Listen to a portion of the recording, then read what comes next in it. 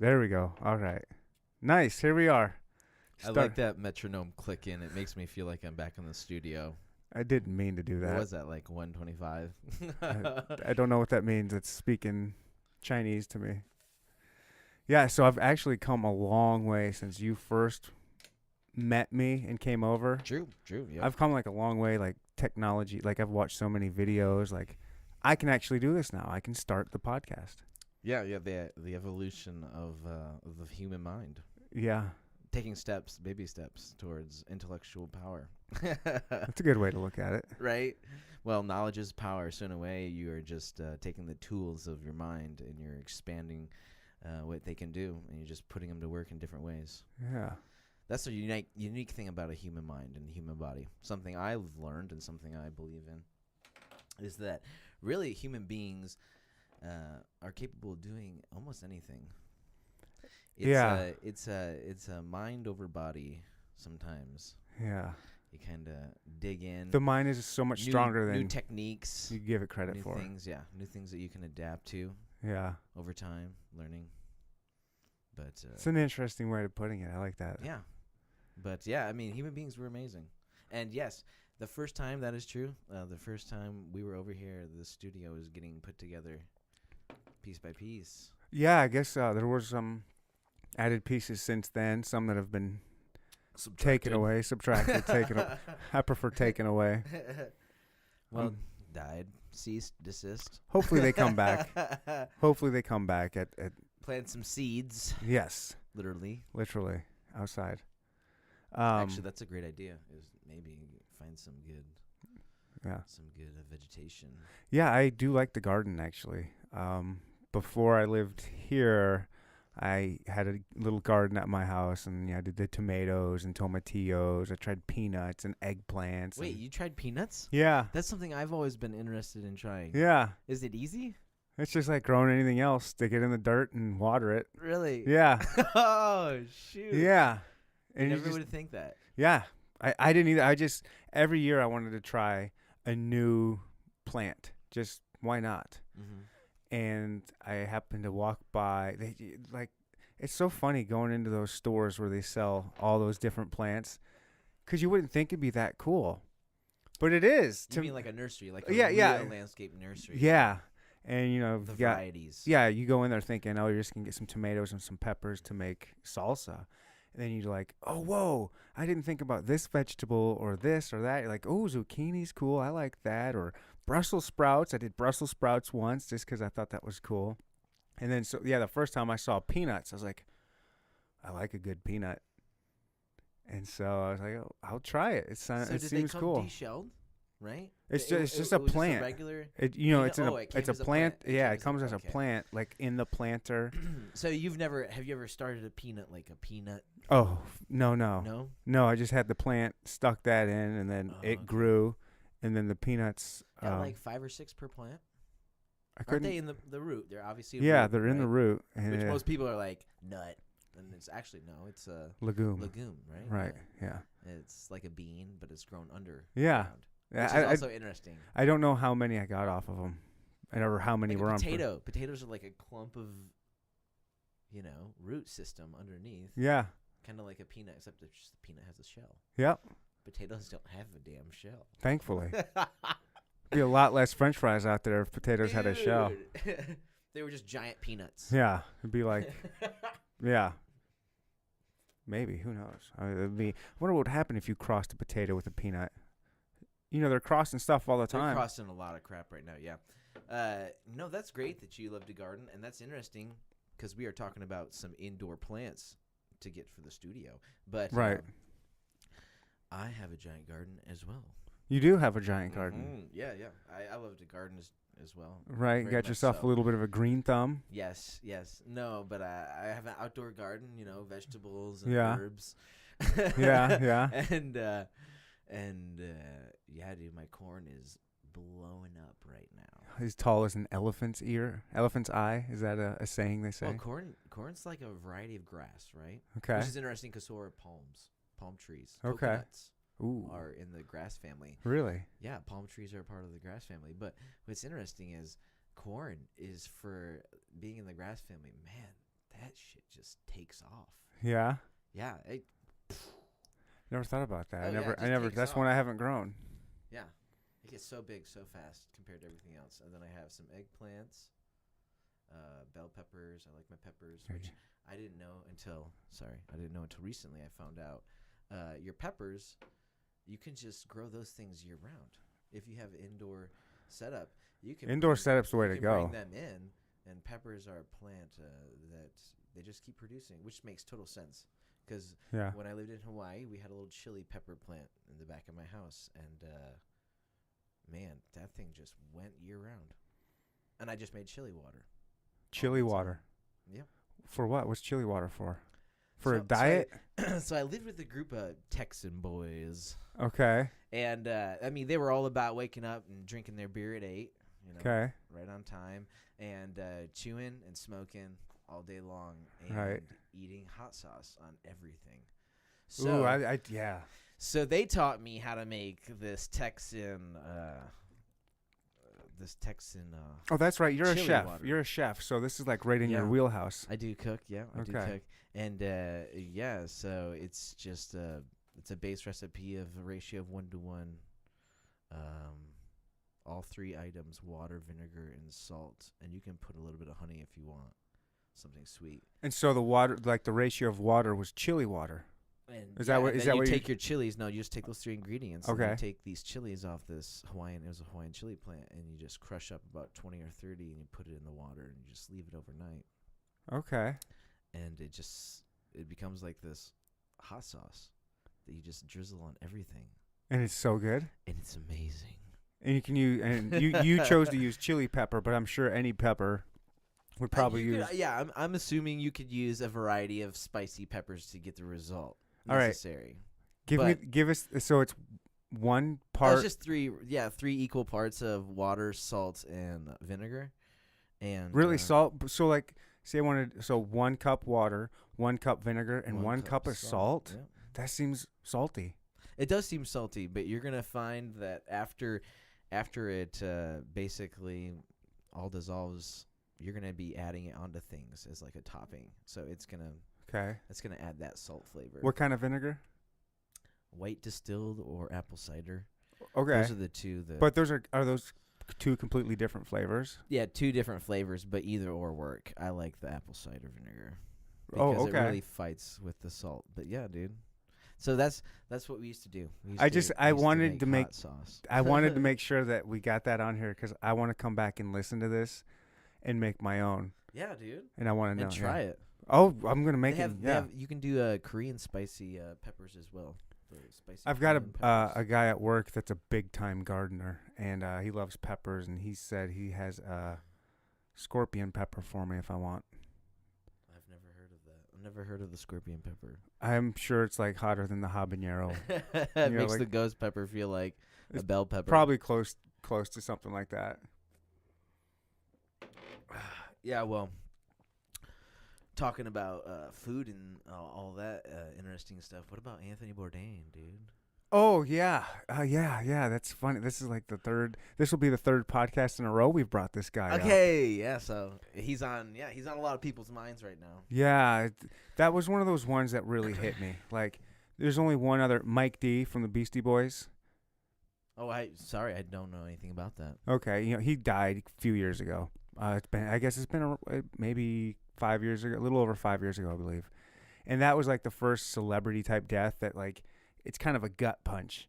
And then Anthony Bourdain was the second one where it's like, that one really hurts because I spent a lot of time watching his show. Everyone watched him, yeah. Yeah, he was just so, like, he was a man's man. Like, guys just, every guy could relate to him and probably would want to have a beer with that dude. You could live vicariously very well through Anthony Bourdain. Yeah. He was such a good storyteller. His voice was just perfect, and like his open-mindedness, like he'd put himself in any How many kind tattoos did he just randomly get? of. Did he have a bunch? I mean, I remember originally watching Anthony Bourdain when he had like maybe 1 or 2, and when he passed, for sure the last picture I saw, he looked like he Yeah. had some added ink. Yeah. Yeah. So I don't know if he just gets them on the road, or I think I've seen him at least get one on the road. Yeah, that was one of those sad ones. That one hits you in the. I think that hit a lot of people. Like, you know. Yeah. Same with Robin Williams. Yeah, that's the other name that got brought up. So is it something Avicii? Huh? Do you know Avicii? What's Vici? Avicii? Avicii? Okay, so he died on the Who's- 20th of April, Hitler's birthday, 420. Okay. He died on 420, and he was in, I don't want to be wrong about this, but I'm going to say the Middle East. Who is Saudi this guy? Arabian Who? Peninsula, somewhere along there. Avicii, he's I've never heard of Avicii. Should I know who Avicii is? I'm sure if we played a song by him, you would recognize it. Okay. Levels is one that is very familiar with most people, but he's an EDM artist. Oh, So he I'm does not a in lot that of, like, world. that Okay. dance, hype, Okay. Oh. the hype dance. To Oh, get your, okay. get your He died. glow stick. He died recently. Yeah.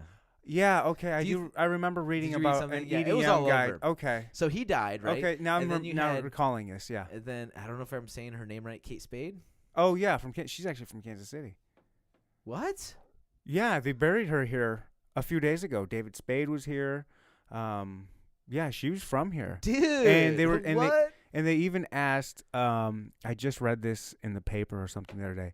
Instead of she requested, or the family requested, instead of sending them flowers, that they would like you to send donations to Wayside Waifs, which is like the biggest no-kill animal shelter in Kansas City.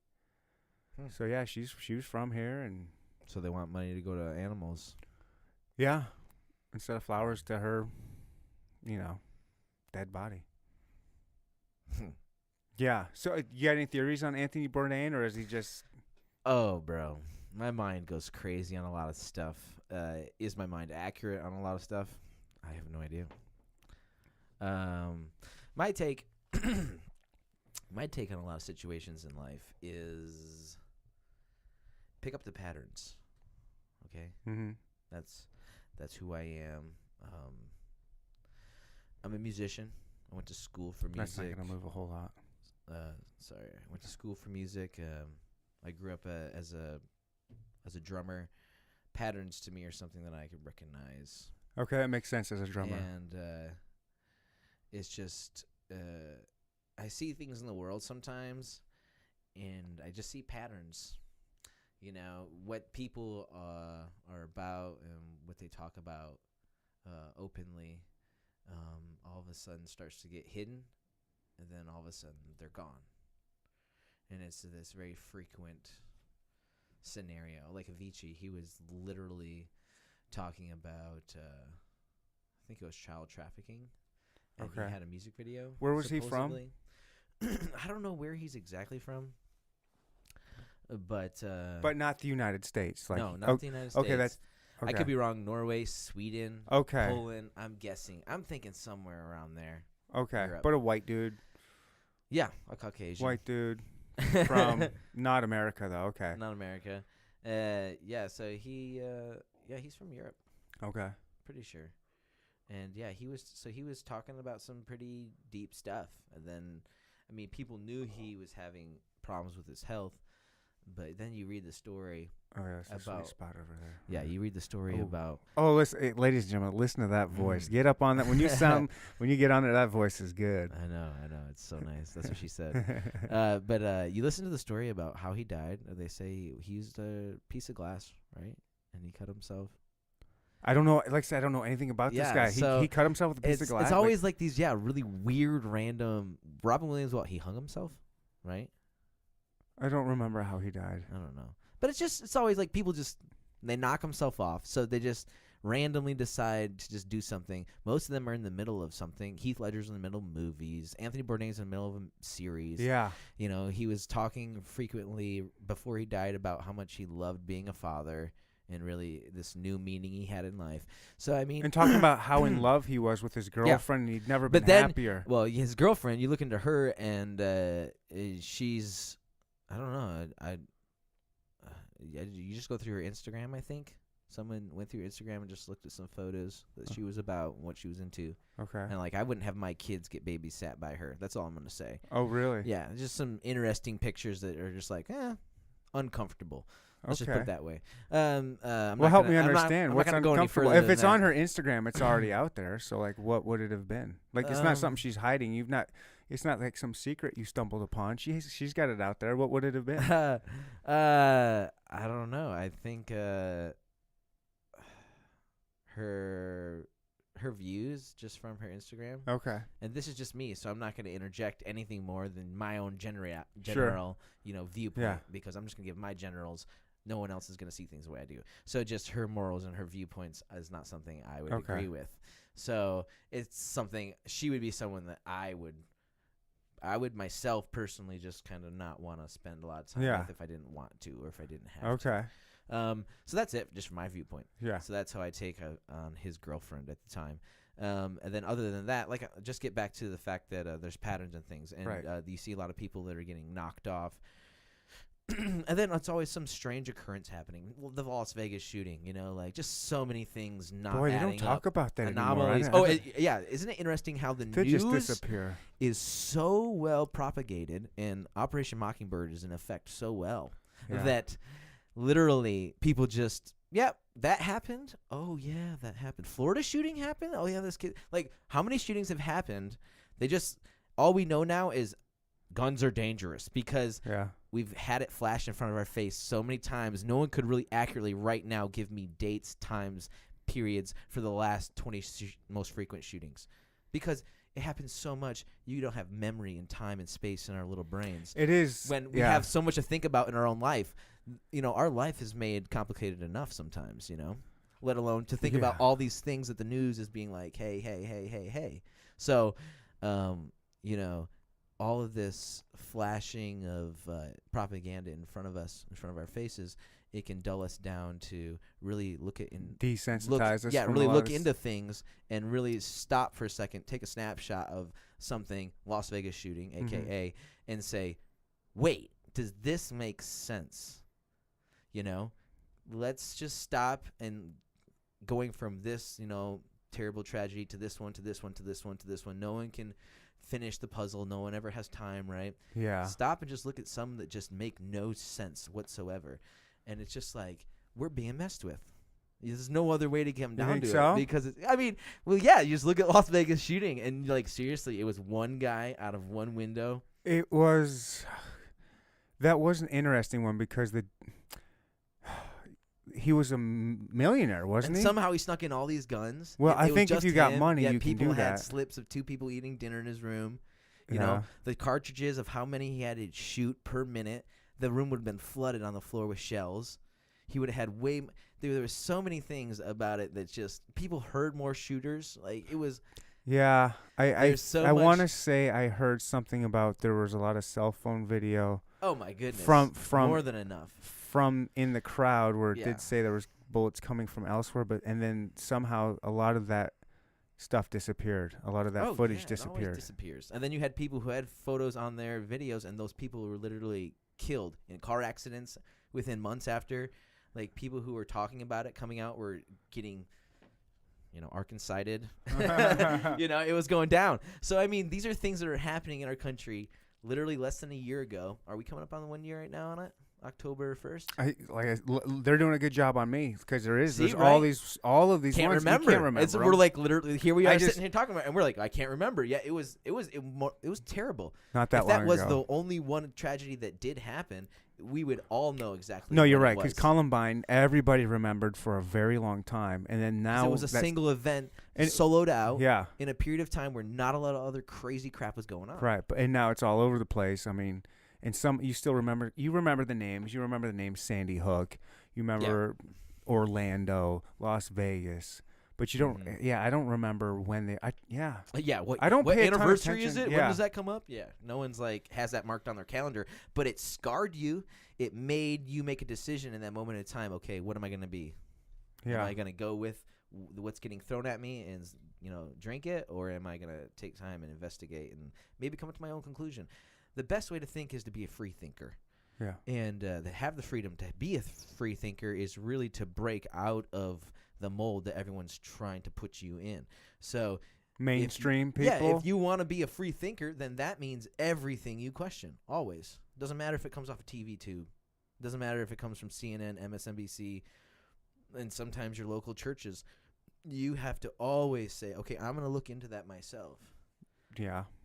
I'm going to important things. I'm going to take the important steps to check this out. Yeah, I've always thought if there's something important in your life that you hold high regard and you just accept as fact or whatever, I've always questioned why people don't look into things a little bit more. Like if something is so important, instead of just accepting it, do the research yourself. It's the sheep herd mentality, yeah. It is. It seems like it starts from a young age. It starts from that, you get into school, Yeah. mom and dad both have to work because it just costs too much to live nowadays. They both have to have jobs. Yeah. So the government and the state gets to raise your child. From a young age, you just have to, get along. Make sure you're a good citizen, it's a good thing to be a great contribution to your local community. Right. That's not a bad thing. We're not advocating for anarchy here. Yeah. But from a young age, it's very easy to just want to be approved and to do what is asked of you by others, so that you get people saying, yeah, you're doing great, you're doing a good job. Right. You want to feel good about what you're doing and have people look at you and say, I'm proud of that individual. I'm proud of what they're doing, their decisions in life, and that comes from us mocking tradition that's been passed down. And that most tradition comes with shocking moments in history that have scarred that generation. So, they pass down the legend of, Yeah. World War II and Pearl Harbor and how it happened to them and how it was, told to them. And then our generation passes down 9/11 and how it was perpetrated to us and how we were told it happened. And you just get these generations with traditions that come down from events that really, when we have time to look into it, it's like, what was the real reason? What was really going on? And was society steered just like a car is at those times in life? And if they were steered, then who's been planning for hundreds of years for those events? Because who's been steering they're it? precise. Who's behind the wheel? It's not a crazy turn where half kids fly out of the car. It's a very gentle, Very gradual. Society is always gradually taking the corner. Yeah. So everyone stays buckled in and no one feels the G-forces, That's a long con. It's a long con, but you gotta that's think. beyond long con. You gotta think there are people out there that they plan long, dude. They plan long term. But that's like generational. After it is. Like, it's handed down. Yeah, it's handed down generationally. But yeah, other than that, the studio is coming along, man. It's looking nice in here. Yeah, I'd like to put some artwork behind you on that wall. Just a little. I don't know. I got these Something there. These ones behind me. I had these pictures behind me, and they were just posters, and I took them to have them framed about a week and a half ago. And now I need to just do something on that wall. But yeah, I appreciate it, man. I'm glad. I think it looks good. Yeah. It's a good vibe. Good, man. I'm glad. That's what I want, man. I want people to be comfortable in here because, like, you want to talk and be comfortable at the same time. You don't want to feel like you're, I don't know, like I wanted to create enclosed, a good, and kind of like barrel tunneled. This is all I can see. Yeah, or like sitting next to each other on a couch where you're cranking your neck the whole time. Oh yeah, the couch interview. Yeah, it's like this. I wanted to do it legit. I need more pillows. My back's starting to hurt. Right. Like I wanted to do it legit, man. I wanted to be comfortable. I want people to enjoy themselves and just feel comfort. So I'm glad. I appreciate that you are getting the vibe. Oh yeah, dude. And you have a doctor, you said, planning to come up talking about. Oh, the CBD. Yeah. How interesting. I don't know if he's a doctor, and I'm not going to say he is coming on. Yeah. Because I've had some guests lined up, and they fall through. It's the hardest thing about this podcast, or not the hard, but one of the more frustrating things is you have to be reliable on other people. And I've had like a couple people real recently were like, "Oh yeah, my day off is on Monday and Tuesday. I'll be there."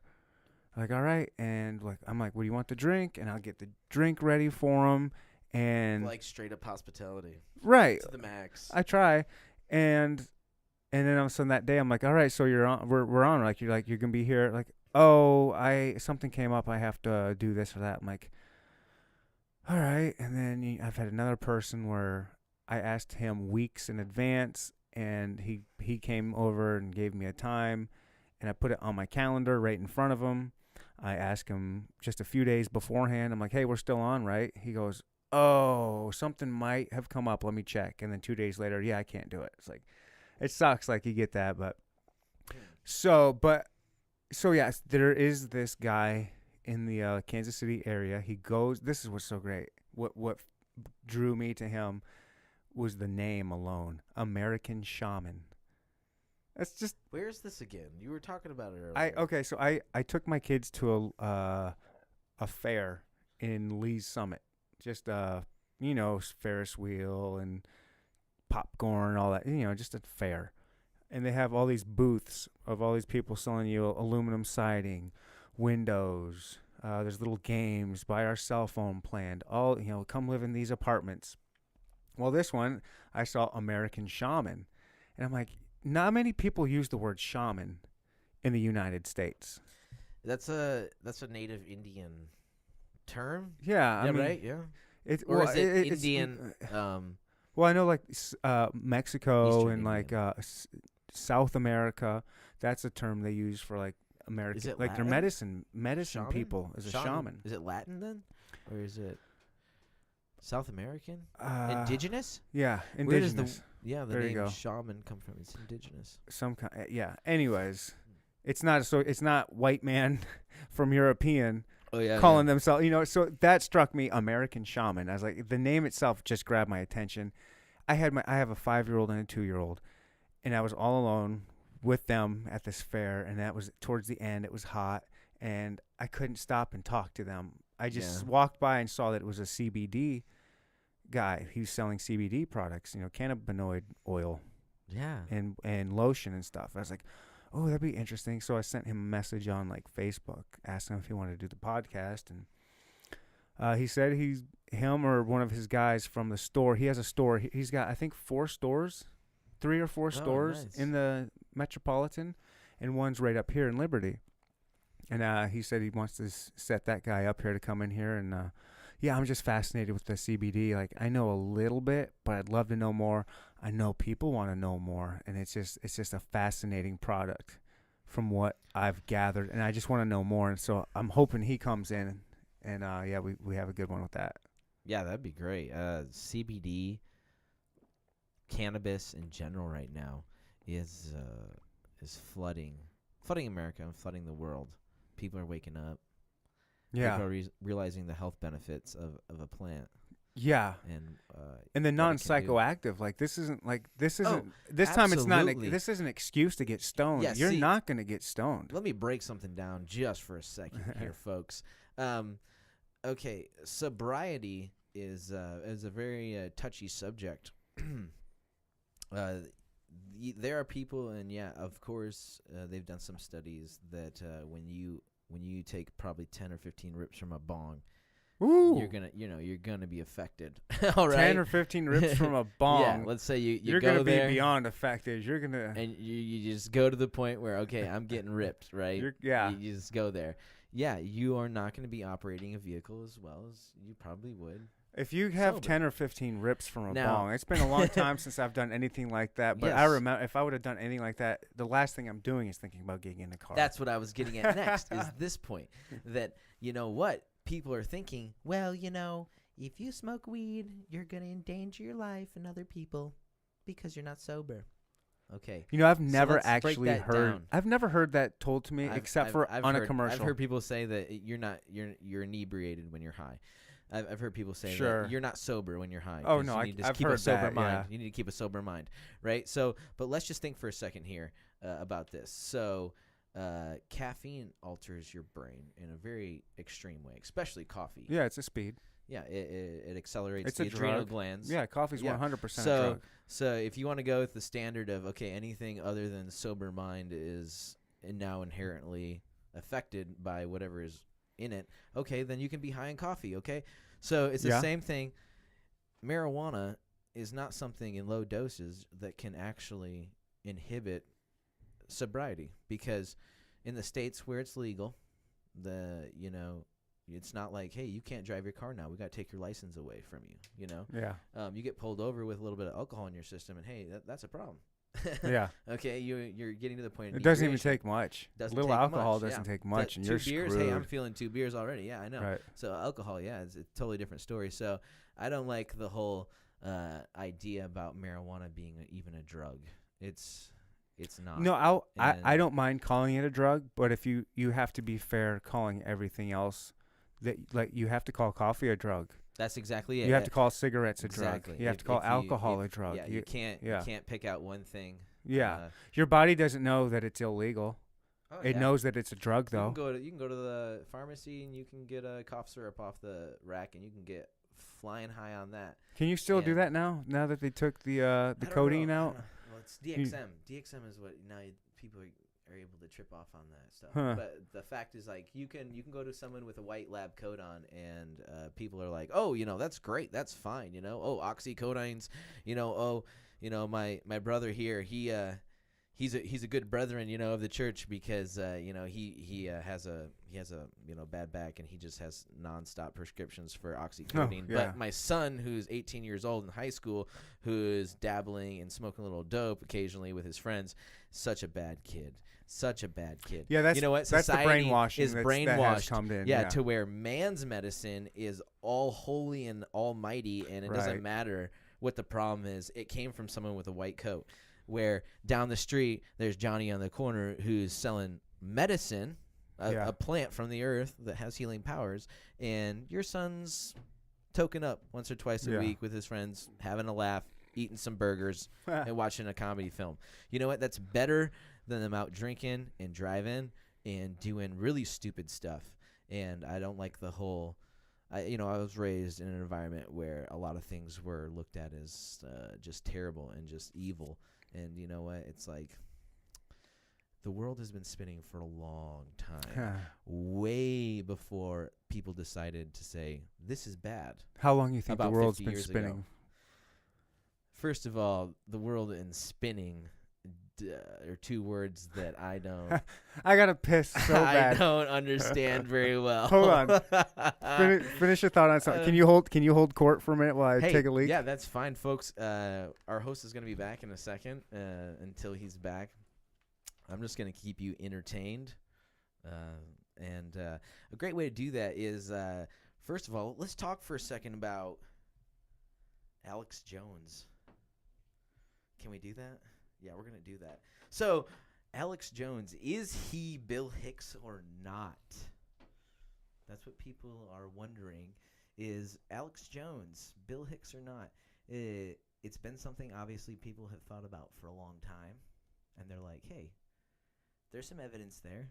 We see the correlation. People pulling up dental records, I guess, and being like, look, they have the same teeth. I don't know about all that. But Bill Hicks and Alex Jones, are their voices even similar? I would say no. But I would also say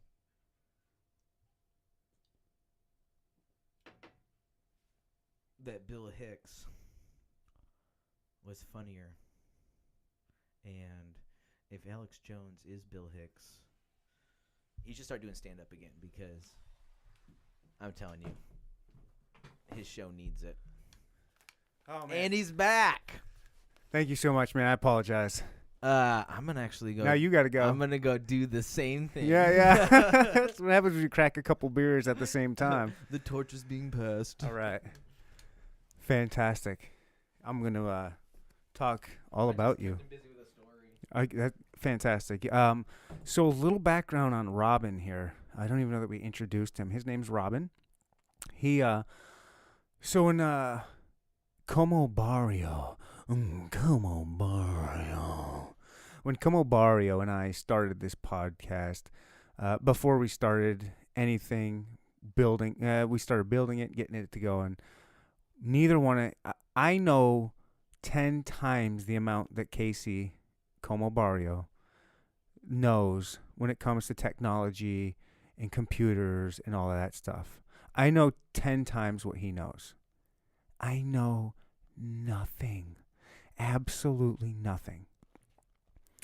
And so he put out an ad on Craigslist to find kind of a radio, not a radio, but like just a sound engineer or a producer for a podcast. We had a couple people reply. This was one of them. He hit us up on Craigslist, and he came over the first time to check out the studio, and that's how we were introduced. And then him and I have stayed in contact ever since, and here we are getting back to this is the first time we've met face to face since that first time we met, and we've had a lot of interaction. No. We met one other time after the first time we met. We met up at a bar and had a couple drinks. Oh yeah. Buffalo Wings. Yes. In Lee Summit. Yeah. Our location is already explained, right? Yeah.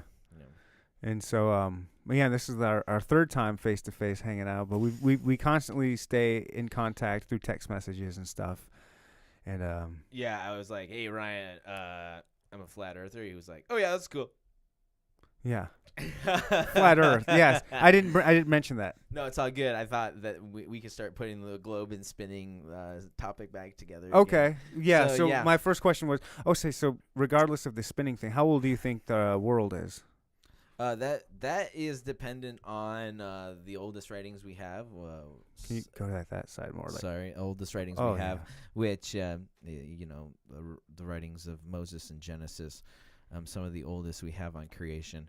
And it takes someone, I would say, with a very well understanding of Paleo-Hebrew, the original writing of Hebrew. The Hebrew writing that people are familiar with now that you see on Israeli flags or the modern scriptic Hebrew now is a more modernized Hebrew. The original Hebrew is a Paleo-Hebrew. Okay. And it looks a lot different. It's like a lot of dashes with flags and a lot of indicated writing. Okay. It's slanted a little bit more. So someone with a lot of knowledge on that, you go listen to them and listen to how they explain Genesis. There's going to be a time period in there where everything became void and empty. It became void and empty. Became. It didn't start out void and empty. So there's a lot of people who are able to tie in a lot of archaeology that's found around the world, and the timeline of what would actually be added on to a very typical 6,000 or 10,000 year old generation Earth that is thought by most creationists. So some people believe that there's a vast amount of time allotted in the beginning that's not ever taken into account for. Does that make sense? So I have no idea. That's basically what I'm saying. Okay. I have no idea. The typical thing that creationists do that give you the allotment of time of like a 6 or 10,000 year old Earth that's done with the lineage starting with Adam, is counted onwards. That's the typical one that most creationists hold. I think they think like between 10 to 12,000 is kind of like the popular. But what I'm saying is belief there are people who have read the original Paleo-Hebrew and looked at it and understood that there is maybe a context in the beginning that says, instead of saying, and the world was, even still saying that it was empty and void,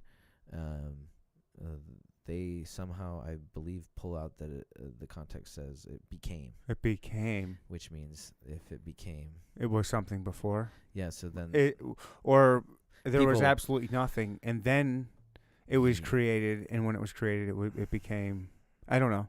Or there was time period like this before, and it's almost like a repeat pattern. Okay. Yeah. And then everything got destroyed and went. Destroyed by what? I have no idea. Okay. I have no. See, I don't know. I'm just giving you what people have speculated on. Sure. I don't your know belief. So if your it's belief. 12, or if there was a period of time where there was something else that happened. We'll never know. I mean, that's something. Because they have some archaeology finds they found in the South Pacific, the pyramids and the structures under the ocean, and there's other things that have been dated pretty far back. Pyramids are something that we still are like, how was that built, right? Yeah, that is one of so- the mysteries. And they tell us it was with a bunch of people and ropes and pulleys and stuff like that. And I it's don't like know. these- Some people some say of these that. blocks of stones are literally Yeah. thousands of hundreds of tons. So if there was something previous and then it had to get destroyed and start over again, who knows? Also, the creation of Adam is very interesting because in Genesis it talks about God saying, "Let us." He's talking about he's saying us. Let us make man in our image, and then he made man and woman. Right. And then it just says, and he told them, and he gave him a command, replenish the earth and be fruitful and replenish the earth, and that ends. And that When he ends said "let us," he was meaning the Trinity. that's what most people believe is in the Trinity, Right. which is also something that wasn't really thought of or understood until later in the progression of the church. I Yeah. would say. But what's interesting is back to Adam and Eve. So man and woman, and then when it talks about Adam being created, it talks about God then creating Adam and then creating a garden to put Adam in. He actually placed Adam in the garden. So Well, he created the garden first, and then put. Well, no, and if you read the second part of Genesis, it actually talks. But there's about two different. Well, yeah, there's the chronology. The chronology is almost backwards. Okay. So that's why people also believe that there's people who read the original Paleo that believe that man and woman were created, and then because Adam had to name all the animals, right? Mm-hmm. So then he did that, and then God saw he needed a mate. Where on the humans that were made on the sixth day, they were made, and then they were told to go do something. Mm-hmm. And Adam was made, and then a garden was made for him. Then he was placed in the garden. Then he named all the animals. Then God saw that it wasn't good for him to be alone. So then he made a mate for him. It was pulled from his rib. Right. So you have a very long, different progression and sequence of things, rather than a day, something made 2 times. There's your goal given to you, and go out. So when you read the original Paleo, there's a different progression to things. There's also, we have to remember, a lot of books that have been taken out of the original King James, which was made in 1611, and there was, I believe, I could be wrong, but 88 original books. So when it was originally made, and King James was a true Hebrew Israelite. He was black. His son was black, William. That's why they have the black boy pubs all over Scotland, Ireland, England. Yeah, so they were original Judaic, Hebrew, Israelite black people. Right. So they were the first ones that took over. Britain was named after Brito, who is a black Hebrew Israelite who conquered and killed the giant. So it's actually named after a people, a tribe of Israel. So they were the first to unite and put all the books of the Bible together. That's why you have the King James Bible. Right. There was a council, and But they were usurped, and William was killed, and the white bloodline, the Ashkenazis, took over, and that's now who is on the throne now.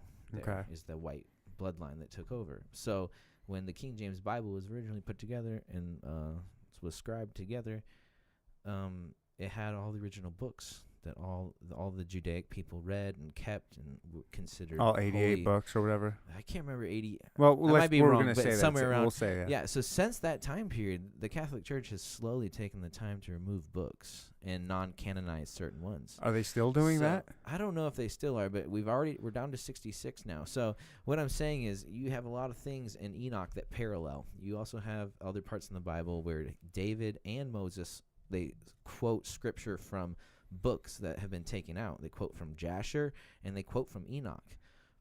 So you have 2 people in the Bible, in Scripture, quoting from other books, Okay. taking context out, and they're not in the Bible, but they originally were. Yeah. So there's a lot of things taken out, and the church has been really taken over and invaded and dumbed down. When you say the church, you mean the Catholic Church? Because I'm they were talking about Christian Zionists. Yeah. Okay. I'm talking about people who believe in everything that we've been told by the higher powers, and when that Or even, by their church, that even gets to just World how War they- II and why that happened, and then why the state of Israel was founded by the Rothschilds. It all goes back to that. Everything kind of goes back to that once you start going down the rabbit trail. Goes back. This is all rabbit trail stuff, folks. Right. And, Like we're all drinking you some have to- beers. yeah. Okay, this is our day off right now. We're just getting a little crazy on some theories here, but theories that have been written about, talked about. You can read about them. They have documented proof. These are very YouTube-ish. Well, baby, that's where we are. Let's keep It's the so boat amazing. going. It's so amazing what YouTube can do to the human mind. We were just talking not long ago about the human mind and the power of learning and the knowledge of it. And then you can get yourself on a downward spiral on YouTube. Right. Let me tell you, I'm so excited. I almost had, like, I'm not going to say dream guest. I almost had the dopest guest ever last night. So I randomly came on this video on YouTube last night. I guess it's this guy he's from Detroit. And I just saw this one video and this is very minimal information I'm working on. But from what I gather is he goes in the hood of like Atlanta, South Central. This was Chicago. And he says it was a documentary. I'm going to tell you something. This video I watched, it was 17 minutes long. And he is using the word documentary very liberally. Oh, yeah. Very liberally. But that doesn't matter.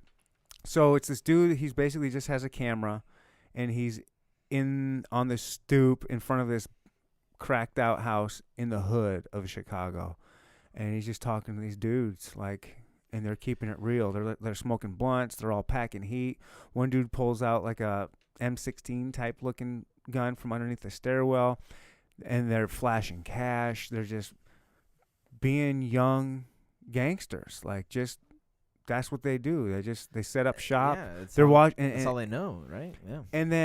And so it was like these two main dudes were doing a lot of the talking. You know, everyone wants to be on camera, no matter how, you know what I mean? KC1 and KC2. Yeah. And these two dudes, they were like young, skinny dudes with dreadlocks, and they kind of like they start getting a little flavor to them. You're like, oh shit, I can see like these guys, they got something to them. And one of them just kind of was rapping a little bit.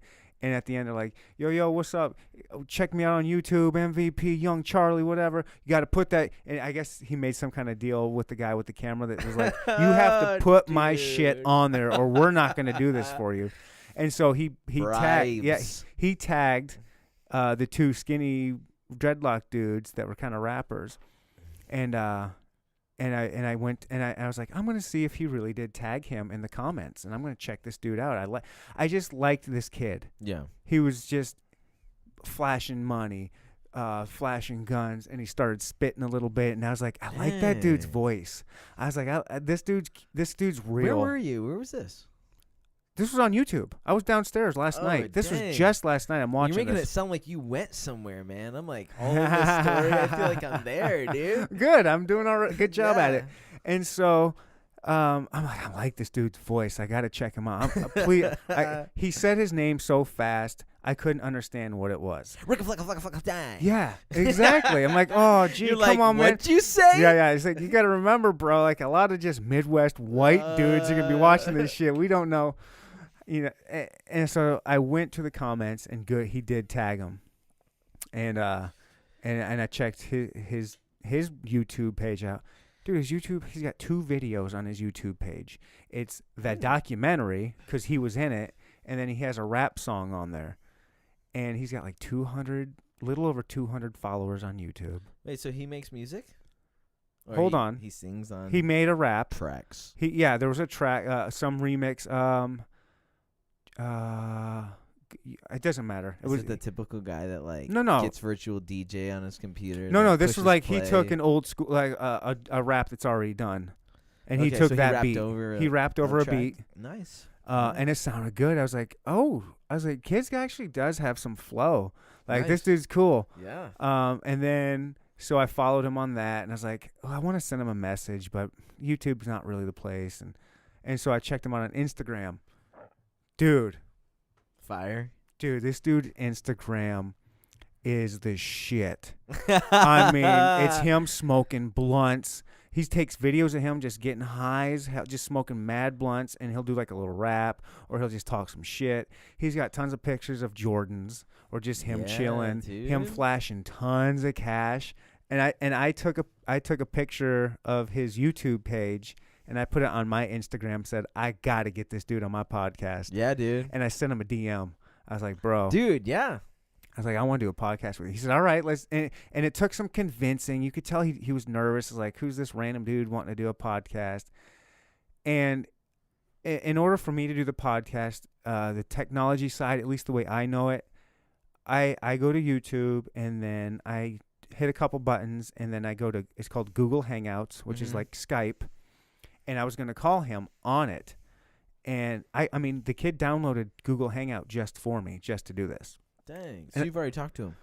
We chatted a bunch on DMs. I got a whole long conversation. I was like, dude, I'm going to get this guy on my podcast. It's going to be huge. Dude. We were going to do it last night.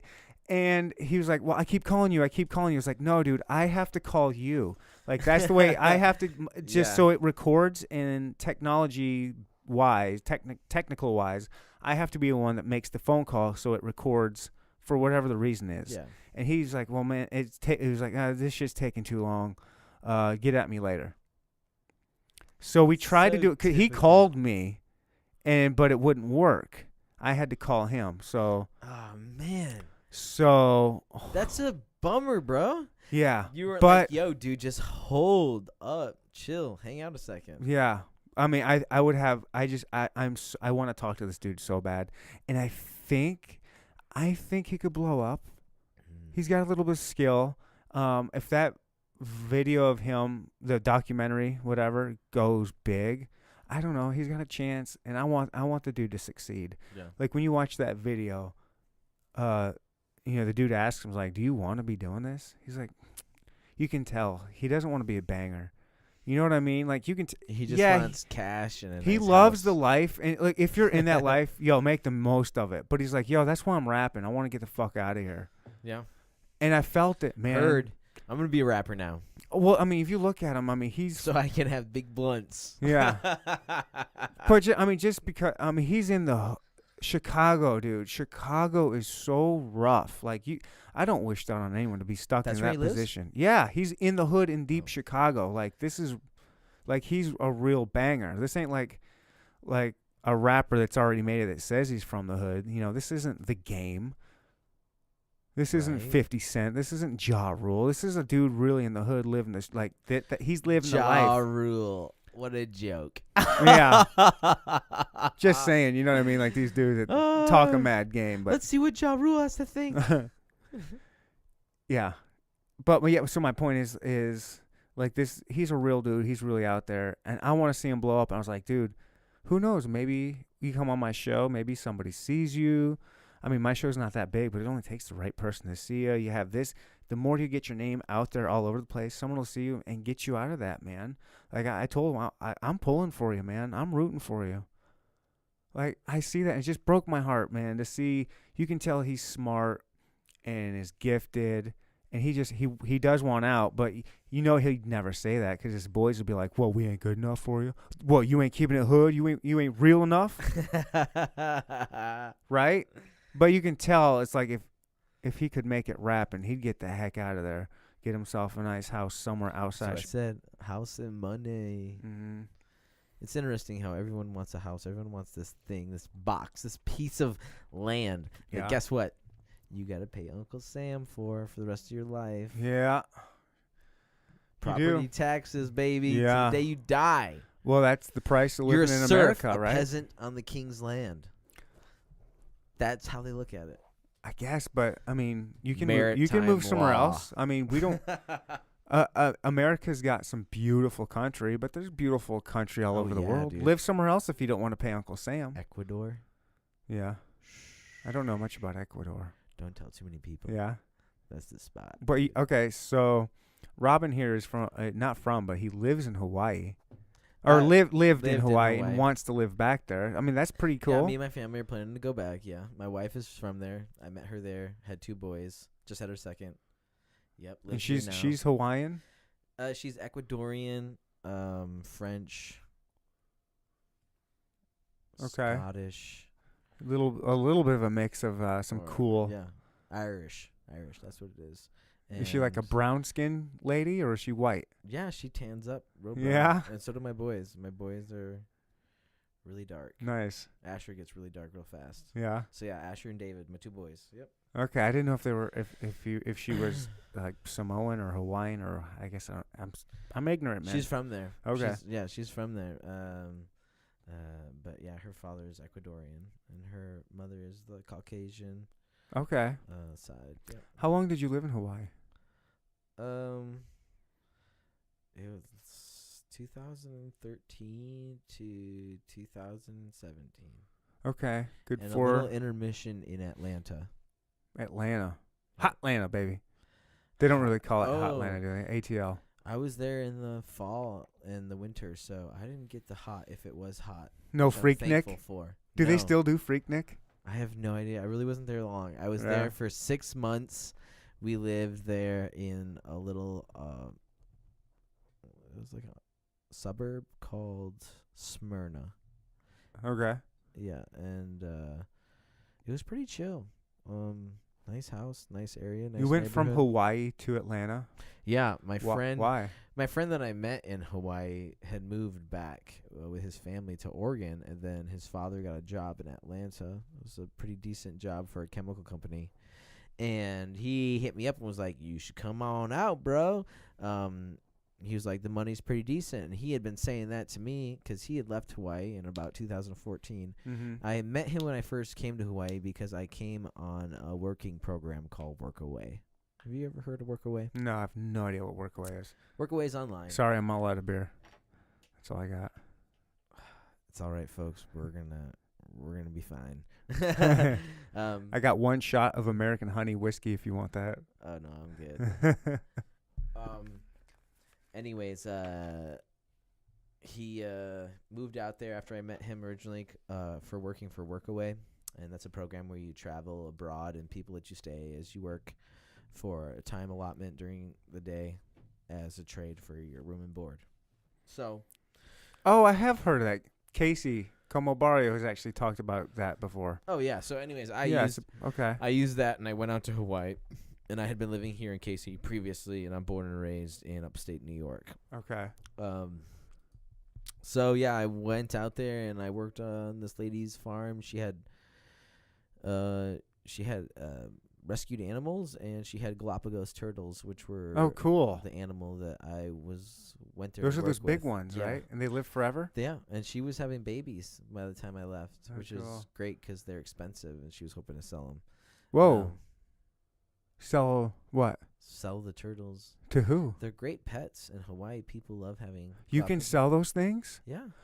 Oh, my. I Or at thought. least she was. I don't know if I should say that, but Well, she was. you didn't say who it was. Yeah, I don't know. I didn't say her name, but I was going to say that sounds highly illegal to me. That sounds very black market, but yeah, I but don't they're know. great. They're great animals. They have a really long neck, and No, I'm not saying I'm not bashing the turtle. Oh, I'm just saying yeah. I thought they were kind of protected to where you can't have them as pets and you can't be monetizing. I have off no them. idea. I see. I don't know. I don't know the whole deal behind. I'm not that. judging, and I'm Yeah. not saying I wouldn't buy one. Yeah, I totally. mean, I'd have one.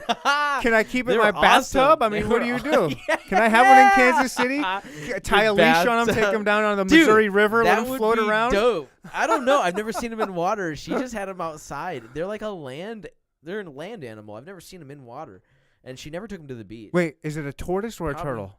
It's like a tortoise. Okay. Is that better? Okay, tortoise is It has different. like Okay. hoof feet. Oh, yeah. wait It a has minute. A long neck. Oh, okay, yeah. I can see. And it looks like a okay. little dinosaur with a shell. Yeah, I'm thinking of. I was thinking of Yeah, sea long- turtles. I was thinking of sea Oh, turtles. yeah, sea Oh, the turtle. tortoises. Fuck them. Yeah, anybody can have one of Fuck them. them. They're not protected by anything. I'll eat one You of those know it. things. Yeah, you know it. Go, tortoises ain't shit. I'm thinking the sea turtle, the cute little Discovery Channel. You cannot watch this episode. I'm thinking the little leather. Little eggs, and they make themselves around on the Yeah, sand you're to jump in thinking the of the little guys sea that, like, turtles that feel- like Moana had yeah. to save in the beginning of the movie. Yeah. The Okay, dude on yeah. Finding Nemo, totally far out, bro. Far out. Yeah. That turtle, no, wrong one. Okay, that's what I was So thinking. it's the Galapagos. But anyways, I'm dumb, folks. it's a great turtle, and I loved being around the farm. And then from there, I got a job just doing basic barista stuff at a coffee shop. And then after that, some chef work. Met my wife, started producing music out there because that's what I went to school for in L.A. And I finished 2 albums out there, and then we got together. Ended up losing my job because I got in a car accident on my bike. Oh. And, yeah, it was pretty bad. And I moved to Atlanta. And then after that, I came back to Hawaii. 6 months later, had our first boy. Kept working with my friend at a really nice restaurant where I was given the opportunity to take a sous chef program. Mm-hmm. And it was killer. It was awesome. So I learned a lot. And then after we had our first son, we moved back here last year, June. Just all 17. over the place. Yeah, but you know what? It's nice being back in KC. Casey's great. I love Casey's Kansas City. great. I love it. Clean city, Yeah. good people, wholesome vibes, good family vibes. It's a family city. I've lived in New York, It's LA. a good way of putting it. I've lived in other cities that are very secular. Okay, let's just be straight up. They are. Those big cities are secular, and you don't get the same vibe you get here. It's a Yeah. very family friendly city. Yeah, And, it really is. And it's nice, and it's nice being here with your family, and it's cheap compared to Hawaii. It Yeah, is that's cheap. the thing. Yeah, so being able to come back and use my skill, and now I'm doing a good job and having a blast here in KC, and hoping to build my music studio back up. And yes, I do have a YouTube channel that people can check out. What is it? It is K3WRIGHT, K3Wright, and you just type that in and you'll find all my videos. TK3 right? K3WRIGHT, K3 Wright. Letter K, the number letter 3. K, number 3, Then WRIGHT. K3 Wright. You can do it into SoundCloud or YouTube. You'll find my channels. Just find my stuff. What you got on there? Just music, typical stuff that I produced from my album. Like- And over the years, I've messed around with people and just produced some stuff. Some stuff I put up regularly. It's all instrumental. Most of it. So homeboy, young Charlie that I was talking Young about. Charlie could- could hit could- me up. I got tunes for him. I got a bunch of stuff if you needed some. But, Really? yeah, but that's just my hobby. That's what I like to do. I mean, other than that, I enjoy cooking and I love my family, and that's what life's really Nice. about, folks. You got to remember that. Life's about family. Life's about people around you that make you feel good, right? Because Yeah, what's man. life worth living if you you're got to be around a miserable. bunch of people who make you miserable? Yeah, bro. Don't waste your time with those kind of people. Find those homies that, man, they make you feel good. They pick you up. They Yeah. encourage you. They enlighten you. Yeah, bro. You know, those people, be around those people. You know, You know? that's Stay positive. yeah, I've had, this will be like another podcast in a row where I've mentioned kind of the same thing, but that's why I've stayed connected with you. I've gotten that feel from you. Like, you're just a Oh, good yeah, we had dude, a good talk man. the first time we were hanging, yeah. Yeah, we did. For The sure. first time, and then the second time getting beers with you, and I'm glad we've been able to stay in touch. Hell And, yeah, dude. I yeah. have a sip left. Cheers to Yeah, that. I know, I crushed mine. Oh, yeah. But, hey, okay, man, they're good. We glossed over a very important subject. Oh, yeah, let's retouch. Flat Earth. Okay, flat Earth, folks.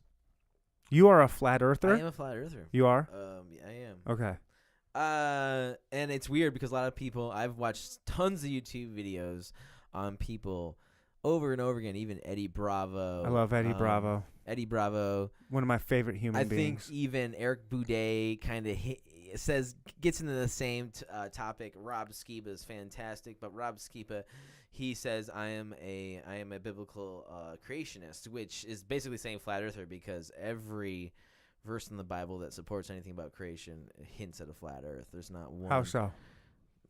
Verse after verse after verse. There's plenty. I mean, give me an example. Give me one example of the Bible saying that the earth, or alluding that the earth is flat. So let's start with World War II and the Nazis and the program Operation Paperclip that brought the Nazis over to America. For the And one NASA of the- plan? Yeah, and Yeah. one of the head Nazis that was the head of NASA program, Right. the director, Is his it name not- was Werner von Braun. Right. Now, when he was escalating in his career with NASA around the years between his late 30s and 40s, people said he had a change in his life. And he had You know, a they change. say now he would be, if he was still alive, they would charge him for war, for crimes against humanity. Oh yeah. the head of NASA. They would charge him against. Yeah, he was a terrible crimes against Nazi. humanity, And you have to remember that, folks. NASA was started and propagated by a Nazi. Okay. Nazis. They went. Nazis, They hired several. them and Russia So, hired. yeah. Did get a bunch of Nazis. So these are just two things I just want to hit on since we're here real quick. So yeah, remember that. NASA was started by Nazis. Okay, and you cannot have a ball Earth heliocentral model without believing in the Big Bang. They come hand in hand. The ball spinning, the spherical spinning, the revolutions of the universe all come from the idea of the spherical revolution of the Big Bang. When it happened, everything came out from the center spinning in certain directions. That's how they explain it. That's how you can explain the heliocentric model and the balls and the revolutions and the orbits of the planets. Is everything coming from a certain source of orbit. That's why creationists are wrong when they say we believe in creation, but we believe that the earth is a ball, because that's like saying I believe that God created us, but I believe that Darwin is right with evolution. That's like oil and water. You know what I'm saying? Because this is what we're getting back to. So why the Bible says that the earth is flat. Okay, there's several verses, but what we're getting to is one that is very in particular and important, and it is in the fact that, back to what we were saying about Wernher von Braun, the head of NASA, who's a Nazi, when he was in his early 40s, he became converted, and he started to get heavily into Christianity and started reading the Bible heavily, they said, and he started to question a lot of things in life. And when he died, he made it a point to have on his tombstone, and you probably know this. Do you know it? No. On his remind tombstone, he made sure that Psalms 19:1 was on his tombstone, which says, "The heavens declare the glory of God, and the firmament showeth his handiwork." Out of every verse and anything that a person who was a Nazi could put on his tombstone, the dude put a Bible verse that talks about a heavenly solid object, which is the firmament, which is explained in several books, Isaiah, Genesis, other books, as being a solid firmament, as a looking glass, it says, is solid molten glass. So it's a solid object, okay? Okay. And then you also just look at the fact about how everything is controlled and programmed in our society. And there's lots of things that you just got to go ahead and say, you're right. 9/11 was super programmed, super obvious. Anyone with an inkling of a brain can figure out something sketchy happened 9/11. And same with JFK. So to all of a sudden think, well, the government just stopped with propagating NASA in the ball Earth, and they actually gave us a truth on one thing out of everything else that they F us on and they screw us on and they control. They just wanted us to get the truth on the world and the globe. That for sure they wanted to do, while the UN has a round flat Earth as its logo with two olive branches. So it's like being in front of you with you know what out and slapping you in the face with it and saying, "Oh, don't worry, that's just a wet noodle." That's exactly what's happening. It's like, folks, wake the F up. Look, there's no curvature. It's never been done. In fact, there's proofs happening day and day and day over and over again, proving there's no curvature. Laser shot over lakes long distance. People seeing Chicago at a skyline over 50 miles shouldn't be happening with a curvature of 8 inches per mile squared. So depends on where you're taking that picture from. Everyone says it has to do with the horizon and all this about weather, but let me tell you what. You can't, with the weather, make something that should be thousands of feet below bend up and bend back down like this. So when people can see it, so if you're at different days, if you're at different humidities, it's still there. So shouldn't you be able to, if the Earth is so? Let me say, I'm an idiot. I don't know I'm shit. not a genius either. I don't know. Science is not my background. Patterns. I'm saying patterns. No, okay. When you read patterns. No. I'm just what gonna, they've lied to us about. It's really weird to pick one thing. Sure. That has a lot of holes in it when you actually take time to look at it. Like, it really has a lot of holes. Well, I just have like these questions that jump out at me when I hear flat Earth. Yeah. Are some like so. You've seen so like you were saying about when you flash a laser across the lake or whatever. So let's just say you were on top of the Sears Tower in Chicago, the tallest building in Chicago. Okay. Yeah. Say you get to the top of that, and then you look out. Shouldn't you be able to see Mount Everest if the Earth is flat? At some point, Well, with a telescope. This is where perspective you have to take perspective into account, because you could have a hallway for 16 miles on a flat open plain, because the salt lakes out in Utah are flatter than flat. There's lots of areas in the world that are actually flat for hundreds of miles on a supposable ball. Lots of places that are flat for miles. Hundreds. Yeah. Well, so right. anyways, that makes sense. So yeah, but still, like, flat is in like no curvature.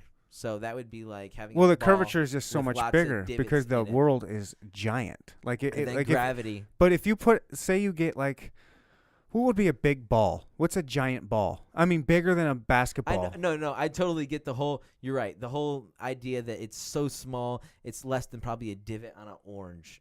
From like. Right, like if you put an ant on like I a know. giant medicine ball, it's gonna be like, oh, this shit looks flat as fuck. I know. I get that. I get that what I'm talking about is an area that's flat, that's very minuscule compared to a Right. giant ball. I understand that. But still, it's a flat surface that we can use to measure things. And so are bodies of water that are 50 miles plus.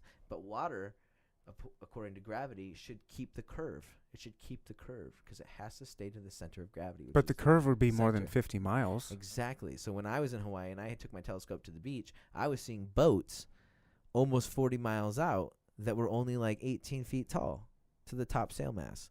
So those things should be so below that curvature. But then people always say, well, it's the humidity and it's the atmosphere bending an image up around and making it appear as if it's there. Or But then you can reflecting. always say, well, then fine. I want you to go stand 40 miles away and stand around the edge of that lighthouse, and I'll let you know when I can see you from behind the lighthouse at 40 miles away. Because you won't bend out a pier around a lighthouse. That if you stand even an inch behind that lighthouse, I can't see you. But that boat is supposedly another 200 feet. So you should keep seeing it then, right? Like why? So why? But that doesn't answer why you can't see What do you Mount mean? Everest. Like if you're from a flat spot. So on that goes to perspective now. So now you understand that it's flat, but now you have perspective playing, right? So now we're going to talk about a long hallway. Sorry, back to the long hallway. If you have a long hallway like at the Salt Lake Flats, it's 60 miles long. If you stand at one end and I'm at the other, you couldn't see me. Why not? Now, if you got Well, how many miles? 60 miles 60 with your eyes, 60? I'm talking with your eyes.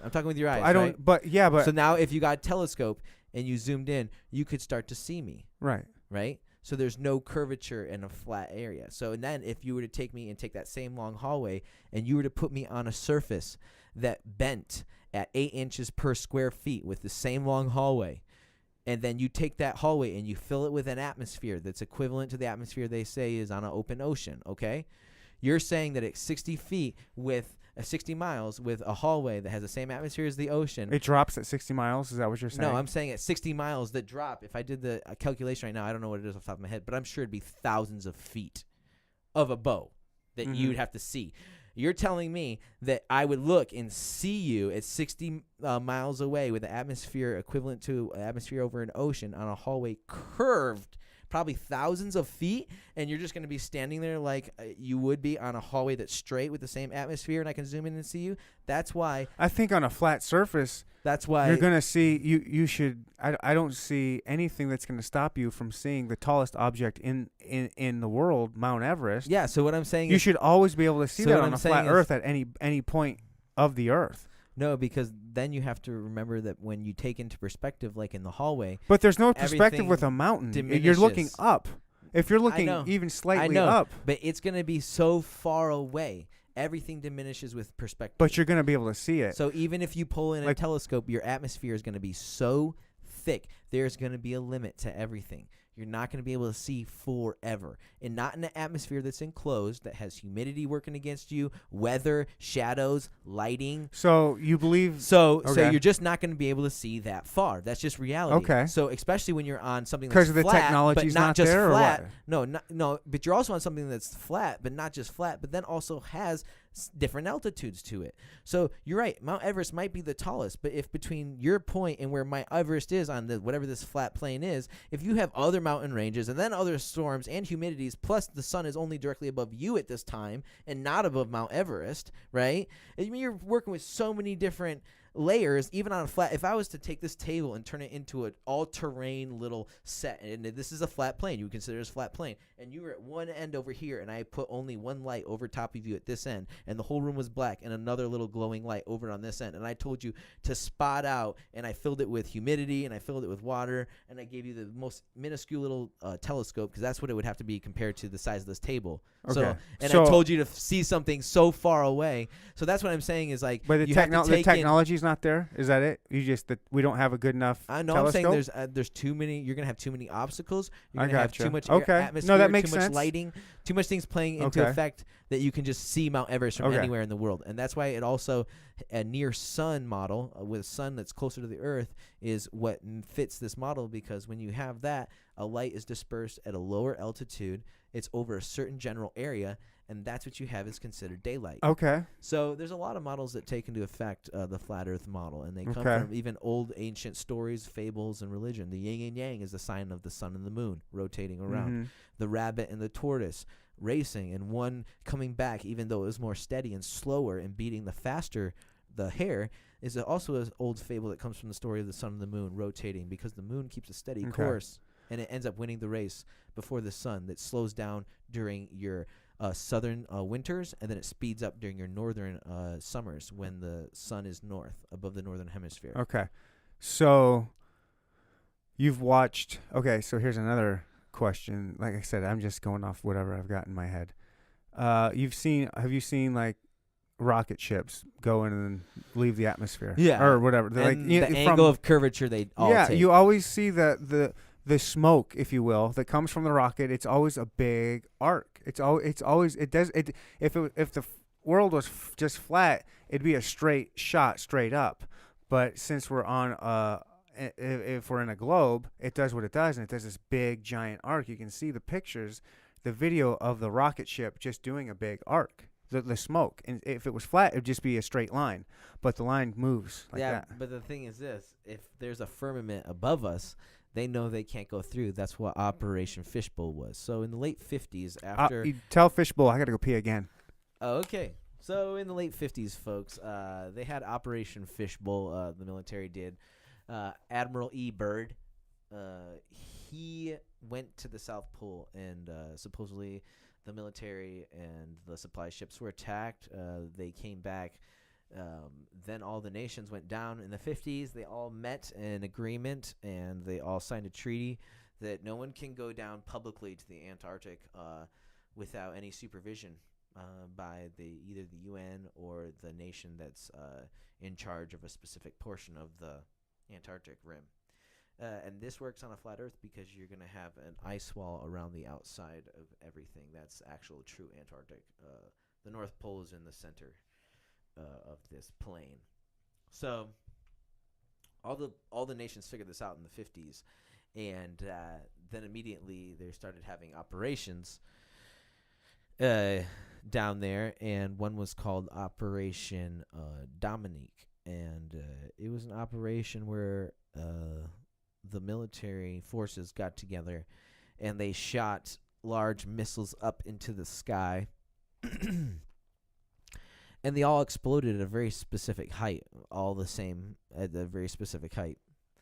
And they reported to the media that they were doing this because they wanted to test bombs, and it was all due to military testing, and it was all about how durable our weapons are.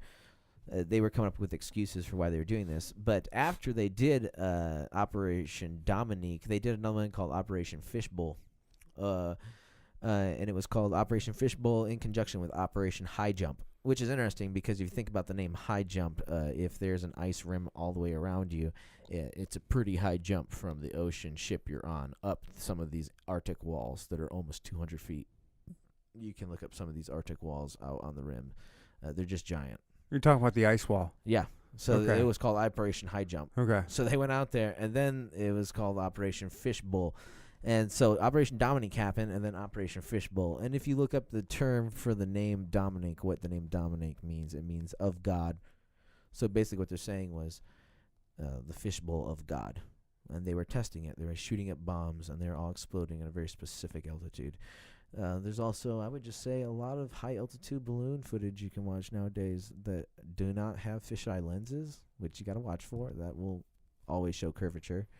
But without a fisheye lens, there's some great photos getting captured and information getting captured right now showing the sun at different parallel positions, even during late morning and early afternoon, like high noon times.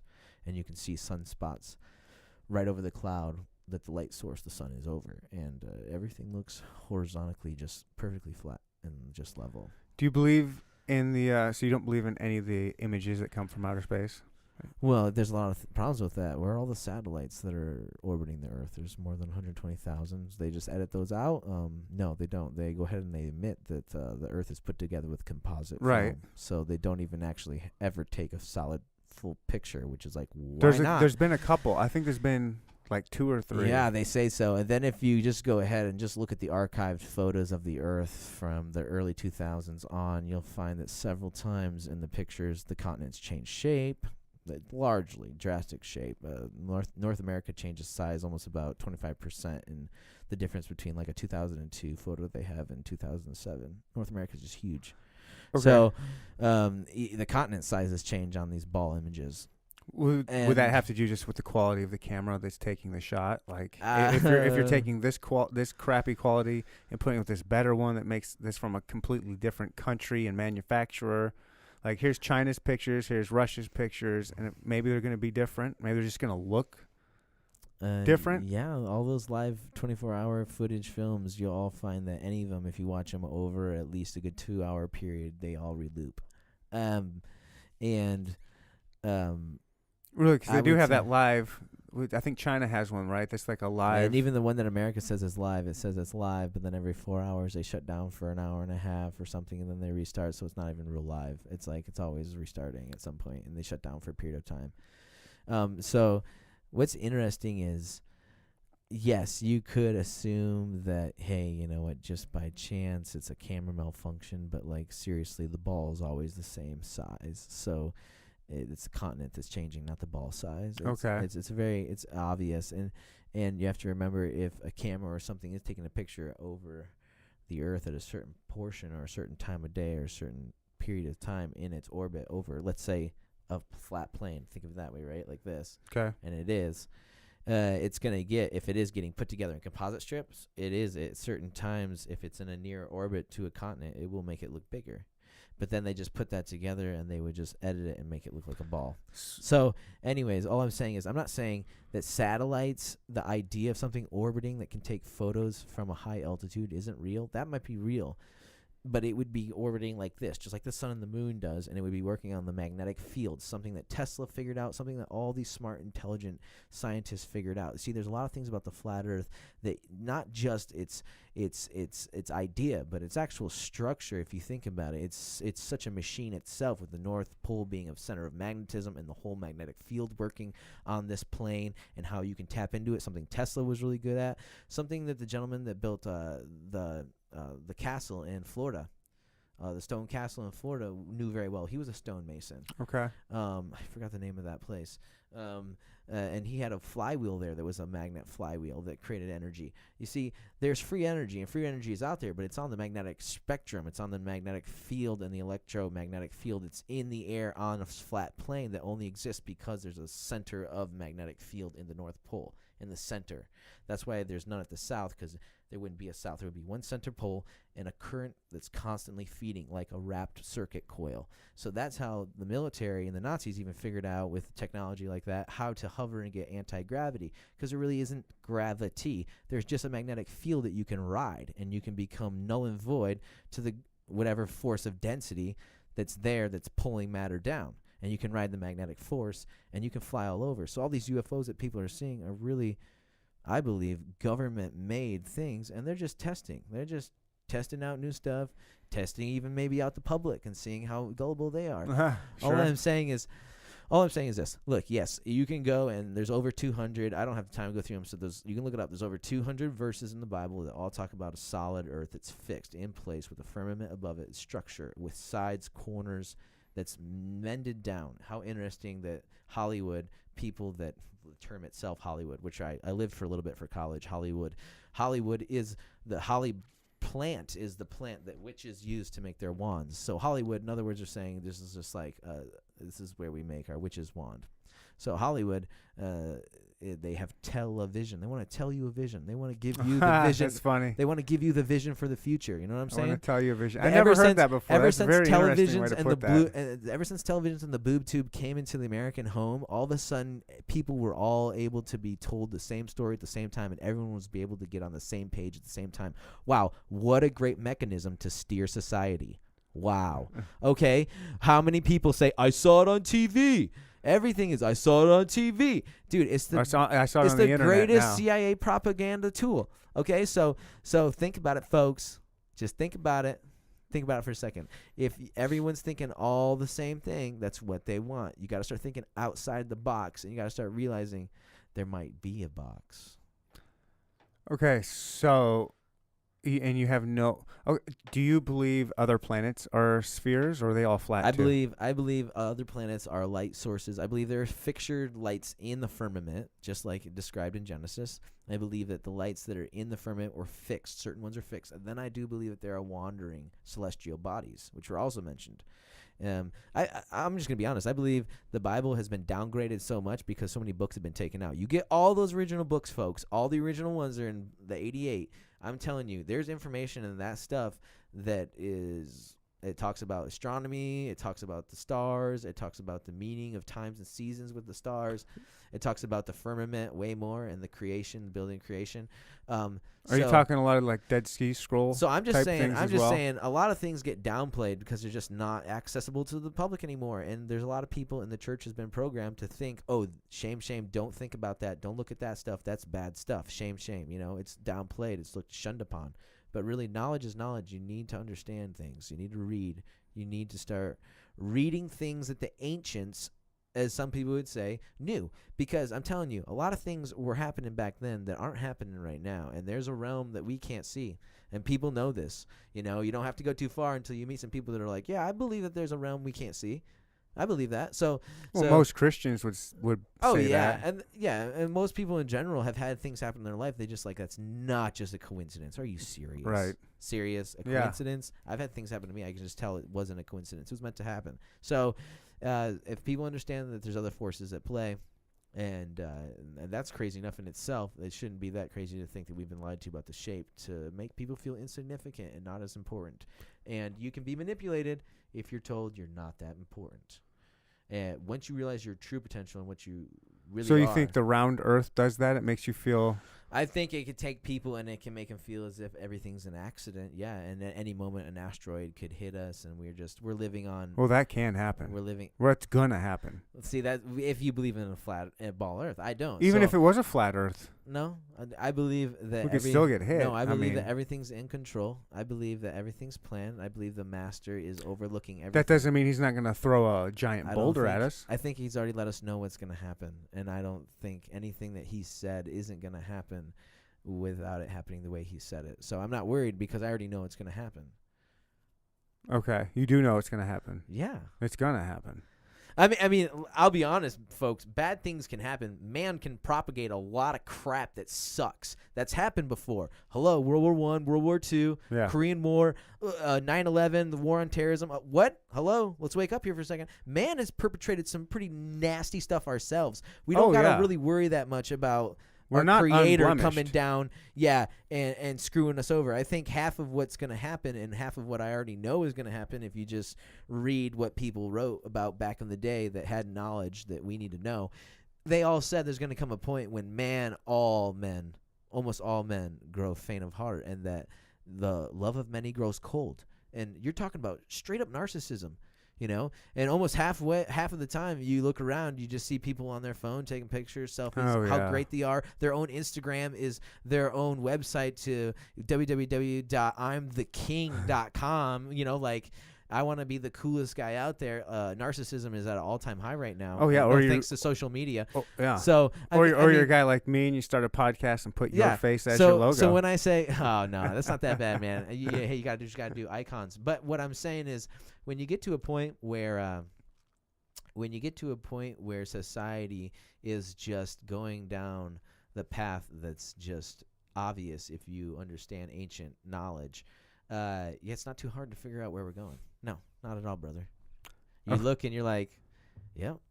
And the steering wheel will continue to turn on the car, and this car will continue to get steered by society that's being driven through mainstream media, mainstream propagation, mainstream education, and mainstream news and information. Can't go on forever, that's for sure. There's and, going to be and there are a lot of grassroots and people waking up and talking about crazy stuff like I am, folks. Flat Earth, wow, what a it is. what I a mean, nut. it's a very But- fringe. But you It's know out what? there. But you know what? People are talking about it, and that's because finally we have to understand we shouldn't be afraid to think. There's nothing. It's fun to wrong. think about. It's Absolutely. fun. Yeah, it is. Absolutely. And I'll be honest, once you start thinking about it way more, you start watching TV, and it's almost as if a switch when you watch The Matrix, and literally that part where he's like the red pill, the blue pill. You just start to play with the idea for a second, folks, just for a little bit. You look into it just a little bit more, get a little bit more knowledge. I know some people need the push over the edge. I mean, I say look up the 200 Proofs by Eric Dubay on Flat Earth. I mean, over 200 proofs. When you're done, you literally want to pee your pants because it's like you have no excuse. So watch the 200 Proofs by Eric Dubay on Flat Earth. That's a great place to start. And then just after that, get educated on NASA and what they're all about, where they came from, and how much money they have stole from us, the American people, lying about so much crap.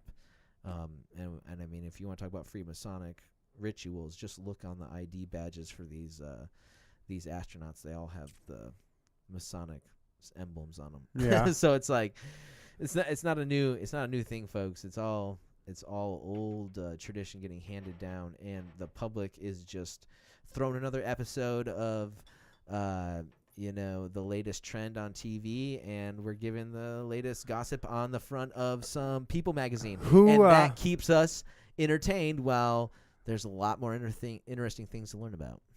Who started round Earth? Like, who started the round Earth? Well, no one really started it. This is the interesting thing.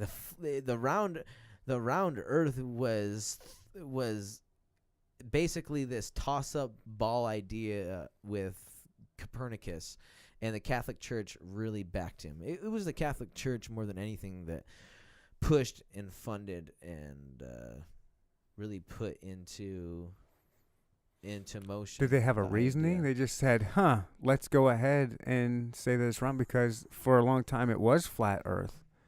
And then then they started persecuting anybody that said that it was round and it moves around the sun, you know? Galileo was persecuted. Right. And Copernicus was really the first, though, that talked about it. And his thesis was the Pope published it. The Pope said, I wanted it. The Catholic Church published the first thesis on the round Earth. So I think subliminally undertones. But there must have been a conscious effort that said, let's go ahead, and if we've been believing in the flat Earth for so long, all of a sudden this guy makes a compelling argument, or there had to have been a part. If they knew that it was Earth was flat, there had to have been a point where they said, "Hey, let's change it. Let's consciously change it to where it's round, because that's going to make people feel even less insignificant." I mean, yes, you're actually kind of getting to a very important part here. Let's say, for instance, you get dropped off some rich person's child, and they tell you this kid is going to hit 18, and if this kid finds out who they are, they get this $3 billion that I have in gold here. Now, if the child hits 18 and they don't know who they are, you get to keep the gold. Okay, so how good of a person would you have to be to live your entire life to make sure that child knew who he was, where he came from, and what his inheritance was that he was going to receive? Or how evil of a person could you become to hide it, trick, and get it all for yourself? I can see. I mean, human beings are on the spectrum. I mean, such a wide. I mean, I can see the guy that says, I'm gonna raise him up knowing that, and if I do a good job raising him, Maybe he's I'll gonna partake. Yeah. yeah, I not won't- not even just doing that, but just I mean, there's a lot of just people that do a lot of altruistic things out there for whatever reason. Yeah. They just, I mean, look at So let's just say, for instance, you got a bad apple at one point in time that said, "This is a great opportunity." no, and I see the other side. For Oh yeah, me screw this to kid. take over Why- everything. yeah. I mean, come on, world domination. No, I see you some- really think no Yeah. human has ever thought of that Oh, before sure. No, and yeah, attempted yeah. it? Exactly. Like, No, I guarantee there would be people that say, yeah. why raise him? The Why don't I Catholic just Church why don't was I at just put a such bullet in his high head now? point at that Yeah. time, bro. Like Okay. Catholicism was taken over. It was a great 15th century.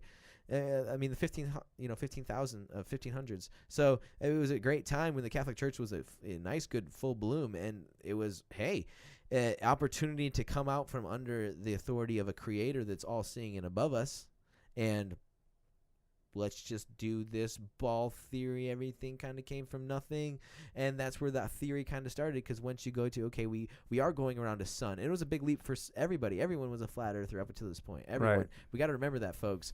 We're not people who are going back to flat Earth. We're not just like having a dream one night with like some weird alien invasion abduction where they're like, you will think flat Earth now. No, it's people putting stuff together and going, wait, stuff makes sense. Like I said, patterns. Stick to patterns. Stuff makes sense. So you look into flat Earth, and it's not as if someone is out trying to make everyone sound crazy if you really look into it. But the ball Earth in the 15th century, when the Catholic Church was like, okay, this sounds great, we'll do this, you have to ask yourself, was there not an idea to subvert humanity? Yeah, so that I they don't could see be more under the control of man. Because once you take away an all-seeing creator who is over everything, right, and there isn't as much anarchy, and all of a sudden you have this ball, and hey, there has to be some sort of authority on this ball. We have to have some sort of. Doesn't there have to be know. authority on a flat land too? Well, I don't know so I mean, much. it Not doesn't- when you understand the true potential of your interaction with the creator, and how it's how actually very interesting the Judaic people, the original Judaic Israelites, they had a very socialist society where really you had the temple and you had the priests, but when they started falling away is when they wanted a king, when Right. they wanted a man over them. Right. But until then, every 7 years, your debts were went back to zero. That was a year of jubilee. It was a very socialist economy. It was a very, unto you done, then back to you, but everything was reset. It was a very fair, we would consider super socialist economy nowadays. Yeah. It's So a lot really- easier to do with less people So really, too, though. that's what I mean is like the real purpose for mankind was never to rule over one another. Never. But the only way that happens is when all of a sudden there's no one to look after you. Oh, now you need the state. You need the government. You need religion. Okay. You get it? I get that. See, No, so- I understand. It still doesn't. I don't understand why anybody would have chosen Well, without people can without be brainwashed, without man. science. You start to give them fear. Think about that. Back then, fear, right? Witchcraft, everyone's getting burned. You fear that what's happening nowadays. 9/11, terrorists, fear. You keep fear's people a in a very state dominant- of fear. yeah. You can manipulate so easily, man. So easily. You could, heck, I won't be surprised when someone shows up and says they're God and everyone believes it. That's how manipulated people Well, there's plenty of cults will that get. have started off. I Like mean that, and it's- worldwide, bro. Yeah. I mean, I'm talking about someone showing up and the whole world going. I can't see that. I mean, unless apart from God actually parting the heavens and we're actually coming down, I don't see some Okay, yeah, human you're on being- that track now. Yeah, because I'm talking to someone who understands it. Yeah, unless the sky literally, remember that, folks. Yeah. Unless the sky literally separates like a scroll. Right. Okay, don't worry about it. But I'm saying there will people that will. You're probably down that level. That's why it's hard for you to believe. But you got to understand there are people that are so gullible, my friend, that literally. They will be like, oh yeah, whatever you say. Oh no, I Whatever just you watched. say. I just started watching that documentary on Netflix, Wild Wild Country, Yeah. where this guy just started a cult and they all moved to Oregon. There was and- a cult here in KC. There's cults We're in everywhere. KC. When you talk about a little bit of KC news, yeah, there's a little cult that popped up at IHOP for a little bit. Remember? And that chick got killed down by the lake in the van.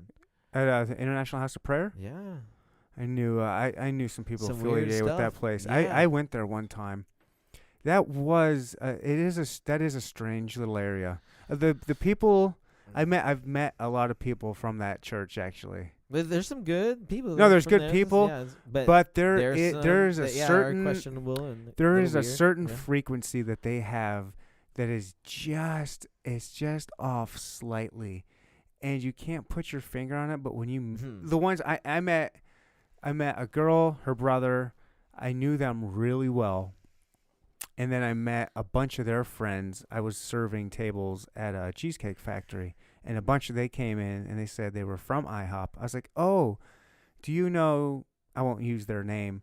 Sandra Smith and Benny Smith. Oh my gosh, you know? How do you know? I was like, "Oh, I dated her back in the day." Oh my, we know her so well. And That's so I knew great. this whole table was from that church, and you could just tell there was just something super nice, but there's Mhm. like just something off. Like a Yeah. little, you could feel a little bit of a cult vibe if you thought it was like, You're not one of us. yeah, it was Shame. really strange. Yeah, that is a weird, yeah. Yeah, IHOP. So it's like the world though would be really miserable if there was just all of you just walking around. all of That's why anybody, variety all of is one thing the would key be to awful. life. Yeah, the variety is the key to life. Yeah, it is. It's one of the reasons why I love Kansas City is we've got such. There's a good ethno variety. Here. Yeah, Very it's much awesome. So. It's Yeah, just, yeah, it's yeah. very diverse. I mean, you can get stuck in a suburb like this one where it's all white bread, or some of the outskirts suburbs. It's pretty white, and that's fine. But when you get a little closer to the city, it is nice that it's. I like the diversity here. All right, so I guess I have one other thing about the flat Earth thing. Sure.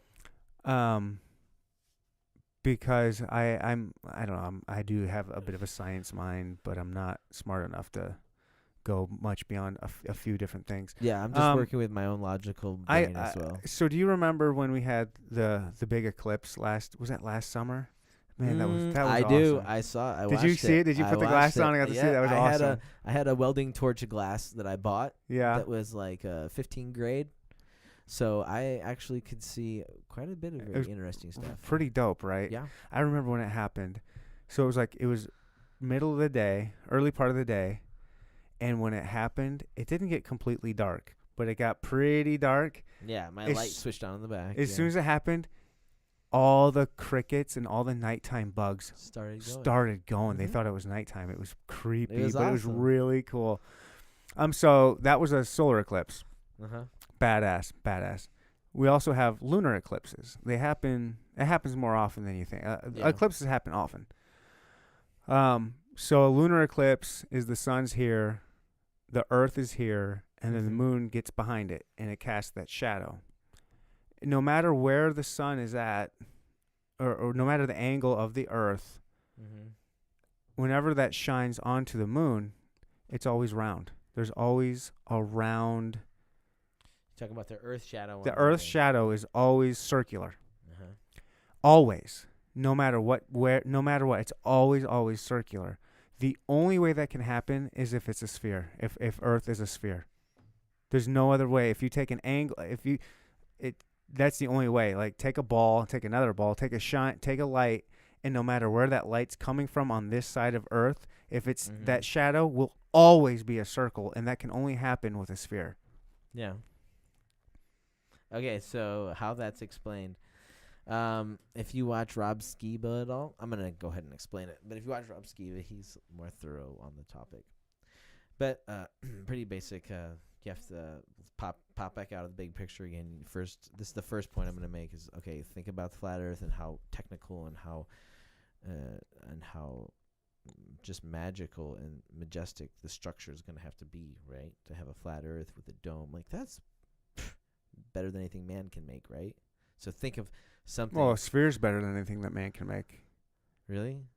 The sphere of the think world? Like a flat Earth with an atmosphere with all these storms and the sun and the moon inside. It's and all the dome incredible. Structure. Yeah, but wouldn't this? Okay, if it was flat, right, with the dome structure, right, and the sun and the moon inside, two amazing light sources that are the sun and the moon is inside. Okay. Inside the firmament, right? So I'm just saying though, think about looking down on this. Isn't that not that would be beautiful. It would be a beautiful handiwork, right? It would be a beautiful something. If it was like a big box. Someone that I mean, yeah.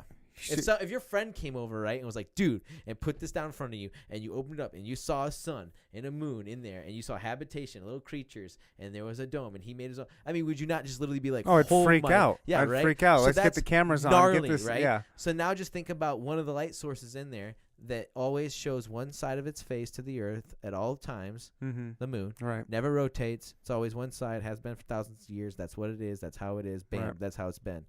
From time immemorial, that's all we know. Okay? And that's inside this big, amazing structure, and it just so happens to phase every 7 days, no matter what. No matter if we're in summer and we're spinning around the earth or the sun faster or slower, every 7 days, same pace, that shadow phases inside of the moon. And it's always a But circle. in the summertime, yeah, it is always a circle. But in the summertime, when we're going around faster, it's the same speed. In the wintertime, we're going around slower. It's still the same speed phasing. So there's a thing about the moon that actually gives away a flat Earth, because there's no way that shadow is in phase with the actual speed and rotation of the Earth. Because there's times when the moon is up full half eclipse in the sky with the sun at the same time, and it's still half eclipsed or even quarter eclipsed. Which, if you just hold lights up, that makes no absolute sense. So, it doesn't matter how fast the Earth is spinning. well, yeah, it does. To make a shadow. Yeah, it does, because the shadow would have to keep in correlation with where the moon is. Not if and it's the spinning. Earth. I mean, if you spin a ball on your finger. No, I'm talking about the speed in the orbit rotation, not the speed of us rotating on our axis. Oh, you think well, it changes when you come into an ellipse. Yeah, because in Okay. the summer you're moving faster around the sun. You're a little slinging out. You slowed. That's why the days get.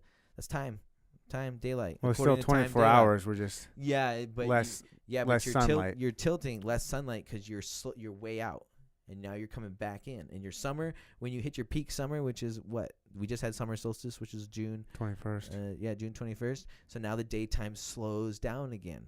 So we're heading back out. So you lose the extra hours as you go with the tilt. The sun also hits the horizon as it slows its speed in the sky. Speeds up its speed in the sky. So it is also the speed in the orbit. Well, but what I'm saying is that shadow change never changed. It's always 7 days, 7, which is interesting because creation was in what? 7 days. Mm-hmm. So 7 days he gave us since the time he created. 6 That's days. well, 7th he rested. Right. So it'd be 7 days. So from creation, it's a clock. The creation is actually, the way he looks at it and the way he gave it to us, is the stars never move. Which is another interesting thing, because here's the sun right here, right? And here's the earth. So if you're on this side right here and it's summertime and you're close to the sun, you're looking out at the space out on this side, right? And you're seeing the Big Dipper. And then in the wintertime, you're way over here at space looking at this side, and you still see the Big Dipper. The Big Dipper's still in the sky. It changes in the horizon altitude like the other stars do, but you're always seeing the same constellation, same time of year, all the way around. On a flat plane, that works because they're all set in the firmament, and the firmament just rotates at different angles and spins all around Polaris, the North Star that never moves off the north. It just stays. No, the North Star moves. Or No. the North Star is not always the same spot. It's always the north, though. The wobble on the North Star is literally, they say, within like centimeters. That's all. But that stays at the north. There have been different North Stars throughout They history. can never prove it, though. The one we have is the only one we've ever had that we know of. That's why for now people have sailed by the stars in Hawaii. The Hawaiians, this is where I learned some things about sailing.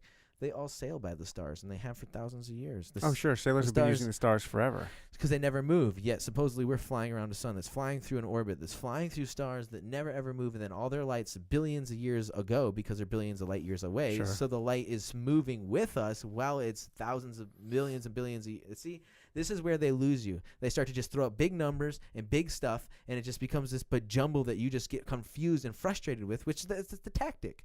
See, you got to remember, folks, Nazis. Every time you start to talk about this shit and your brain starts to hurt, just remember, Nazis. Oh, that's why it's so fucking confusing. But it's not so confusing when you think of a flat earth. It's not confusing whatsoever. It makes See, that's the thing about it, folks. It just makes, this is why people are turned on to it. This is why it's a hot topic. This is why people are, because first of all, it's described in the Bible over 200 verses. So that's something that most people can relate to, because most people in America say they're Christian. Okay. And it makes sense. And all the stuff from NASA that makes absolute no sense. Spacesuits that are able to withstand the vacuum of space. What? Yet they can move. Everyone knows that in a vacuum chamber, if you had flexible material, the atmosphere that would have to keep your body pressure equal inside your suit would make the edges and the rigid edges of your suit so tense and tight you couldn't bend a dang thing. Yeah, they're out there in space, floating around, moving wrenches like this. What, in vacuum? See, this is where it makes no sense, folks. The amount of AC units they would have to have attached to their body whenever they went into a shadow to keep their body from literally instantly freezing in a suit that's so thin they can move, but it doesn't have enough insulation to keep their body temperature below the negative, like hundreds of minus degrees in space, they say. Literally, you'd have to have a backpack on you so big to regulate your body temperature equivalent. It maintains it, though. It doesn't regulate. It just maintains. Oh, it would have to be huge. See, this is the thing. There's so many things. And then there's people that point out in a lot of videos on NASA the air bubbles that come up from their suits, from things they're in. And then people realize, wait, NASA admits that they have deep water tanks that they practice in. So it's like, you know what? I'm done with getting all these really sketch answers. I'm not going to believe we are on a ball until I see a live 4K video from the launch pad on a spaceship up to the docking on the ISS, which is going, they say, 17,000 miles an hour around the Earth, and yet 4 times a year it gets docked and they exchange crew and stuff. Yet for how many years have they been doing this? Almost 20 years now going with the ISS. Not one accident. Docking something 17,000 miles an hour. Not one accident, not one fatality. It's computers, man. Dude. They got some good computers. Or that's just some big bullshit. Like, that's what I'm saying. And then you have the videos from NASA when they're live and they've been edited. A woman pulls a puppet out from the air that's literally sparkle flash over the screen edited in, and she grabs it out and starts using it as a part of her skit while she's on the ISS. So it's like they're already blue screening stuff in on you. So it's like if they're manipulating your video, if they're manipulating the images from space, if they're saying we go to space but they can't go back to the moon since the 70s with technology that's less than your iPhone, folks, and they say, well, we destroyed it all. We don't have the telemetry tapes anymore. We don't know where they went. Oh, the greatest thing man's ever done, we just lost. Oh, yeah. Okay? And then they say, well, we can't go back to the moon because of Van Allen radiation belts, which you went through in the 70s 6 times. Right. And everyone's fine. Yet now we just can't go back.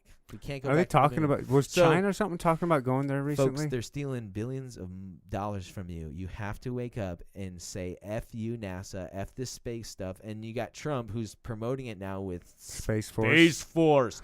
It's just getting worse. They're throwing it in our face. They're having Elon Musk fake a car in space, and now Trump creates space. I was going to ask you about Elon Musk. You don't think he really did that? No, that's so bullshit. Really? That No. guy seems like he's legit, man. Like he... Everything seems legit until the glasses come off, and then you can see. But that holes guy's in from everything. South America, man. He's not even American. He's a joke, dude. Man, I do feel bad though, because even he admits that we might be in some sort of altered reality, like augmented virtual reality realm. And I feel bad for simulation him theory? because I feel bad for him because it almost is like he hints that simulation theory. He almost hints at everything being fake all the time, and even when he gets up and he talks about it, he's like, well, it looks fake because it's real. It's like, dude, come on, man, it looks fake because it's fake. Yeah. You know, yeah. So I mean, I think the guy secretly knows what's up, and he just is having a hard time, man. I mean, there's people. You have to. I mean, it's really. I know this stuff is a lot to swallow, so it's very easy to say it's crazy because it's just, hey, we want to go to work, we want to deal with our day, we want to think about other crap. It's not like this. Not about how everything's evil and our government hates us. And I know it's not comfortable, but the thing is once you start to think about this stuff, you have to make a decision. You have to realize, like, okay, how much do I believe that's beneficial to me or beneficial to the system? Because the system has so many people intertwined in beliefs and traditions and the way things are, that the only way to get out is for everyone to first wake up, because you're already enabling the system.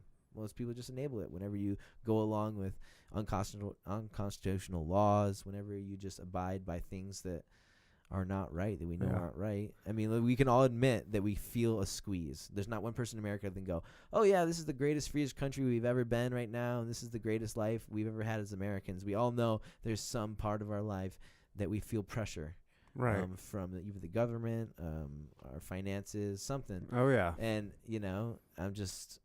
I want to be someone that can say, hey, don't beat yourself up too much. It's okay to realize there's a system built around you to make life a little hard. And if you can wake up and wake a brother up, because the more people that wake up and we stop feeding this beast, it's not going to be able to strangle us so hard, Yeah. It's freedom back to the So people. really, basically what I'm gathering is you want people to wake up, and you just, because you love people and you want people to achieve what they can, like what they're capable of. And you want people to realize we started the episode, knowledge is power. Yeah. Once you wake up, you have the power now. But I think it's important to see where you're coming from. Like, you're not, you probably don't care if anybody believes that it's round, but you have a really good heart wanting people to believe that it's flat, so you can understand this veil that's been put over our eyes, and to also, because I can tell you want people to reach their full potential, and this is gonna, in your mind, help people get over that next hurdle and become. Yeah, well, let's just break down. Let's not even talk about flat Earth. Let's just talk about our economy right now. How are people feeling? How's everyone feeling? How's the wallet? How's the bank feeling lately? How are people financially feeling in this nation? Are people feeling like things are really going to get better? I think people right now are doing good right now. Right? Yeah. We're not in a recession. So we're doing good. So we're seeing some good things happening.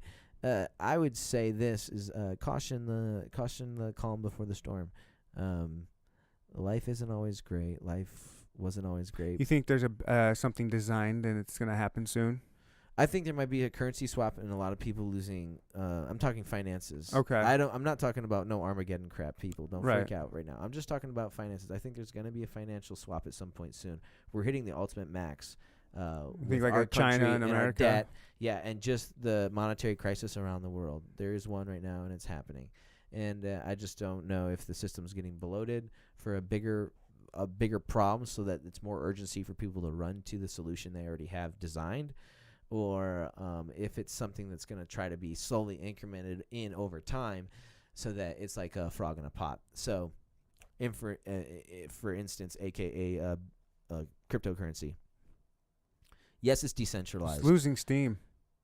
Yeah, it's decentralized, and it's losing steam currently right now. But is it really non-controllable? Because if it is all digital, that means it can all be tracked. Who really, really, of all of us, smokers, hint, hint, hint, want all of our finances to be digitally tracked everywhere? Listen, if everything goes crypto, that means your drug dealers are going to have to sell in crypto. Well, that was the big thing with the Silk Road. Oh, once currency goes digital and there's a way to track it, screw not being screw being decentralized. If it can be tracked, which it can be, oh my gosh, that money talks. Money talks, folks. It does. And what you do with your money is going to be allegation to put you in jail, to imprison you, and think about it, with laws already in place where anyone's a terrorist now. Hoarding food is considered. Or water. Water. So what? So wait, if it goes digital and all of a sudden I start buying water, that's it's either a slow incremental process into some negative stuff that's going to go down, or it's going to be on purpose. They already know what Bitcoin is and currencies and crypto, and they've been already rehearsing with it for hundreds of years. Maybe not hundreds of years, but the last 50, 60 years, and they already know how to flip the switch, and it's just going to get flipped at some point. So all I'm saying is, our economy's feeling great right now, and people are kind of like, yeah, things aren't that bad. That might be the most dangerous place to be sometimes. Complacency. Yeah. But that's my take on our current economic system. Other than that, I say enjoy your life. Hey, go have fun. Hey, go see Hawaii. Hawaii's awesome. Hell yeah. Yeah. I want to go to Hawaii, shoot some axis deer. On that note, man, let's call that a wrap, bro.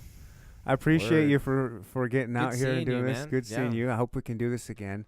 When I first met you, like I was saying, when you were going to the bathroom, I was kind of telling a little bit about the story, how we met, how we were kind of looking for like a sound engineer stuff, and oh yeah. and Robin here is a big Joe Rogan fan, as I And as Eddie am I. Bravo, rah rah. And one of the first things he said was like, "Yeah, I can be your young Jamie." And anybody that knows Rogan, he's got the producer that's just a wizard. Young Jamie takes care of everything. I was like, that was exactly what I was looking for, was a young Jamie.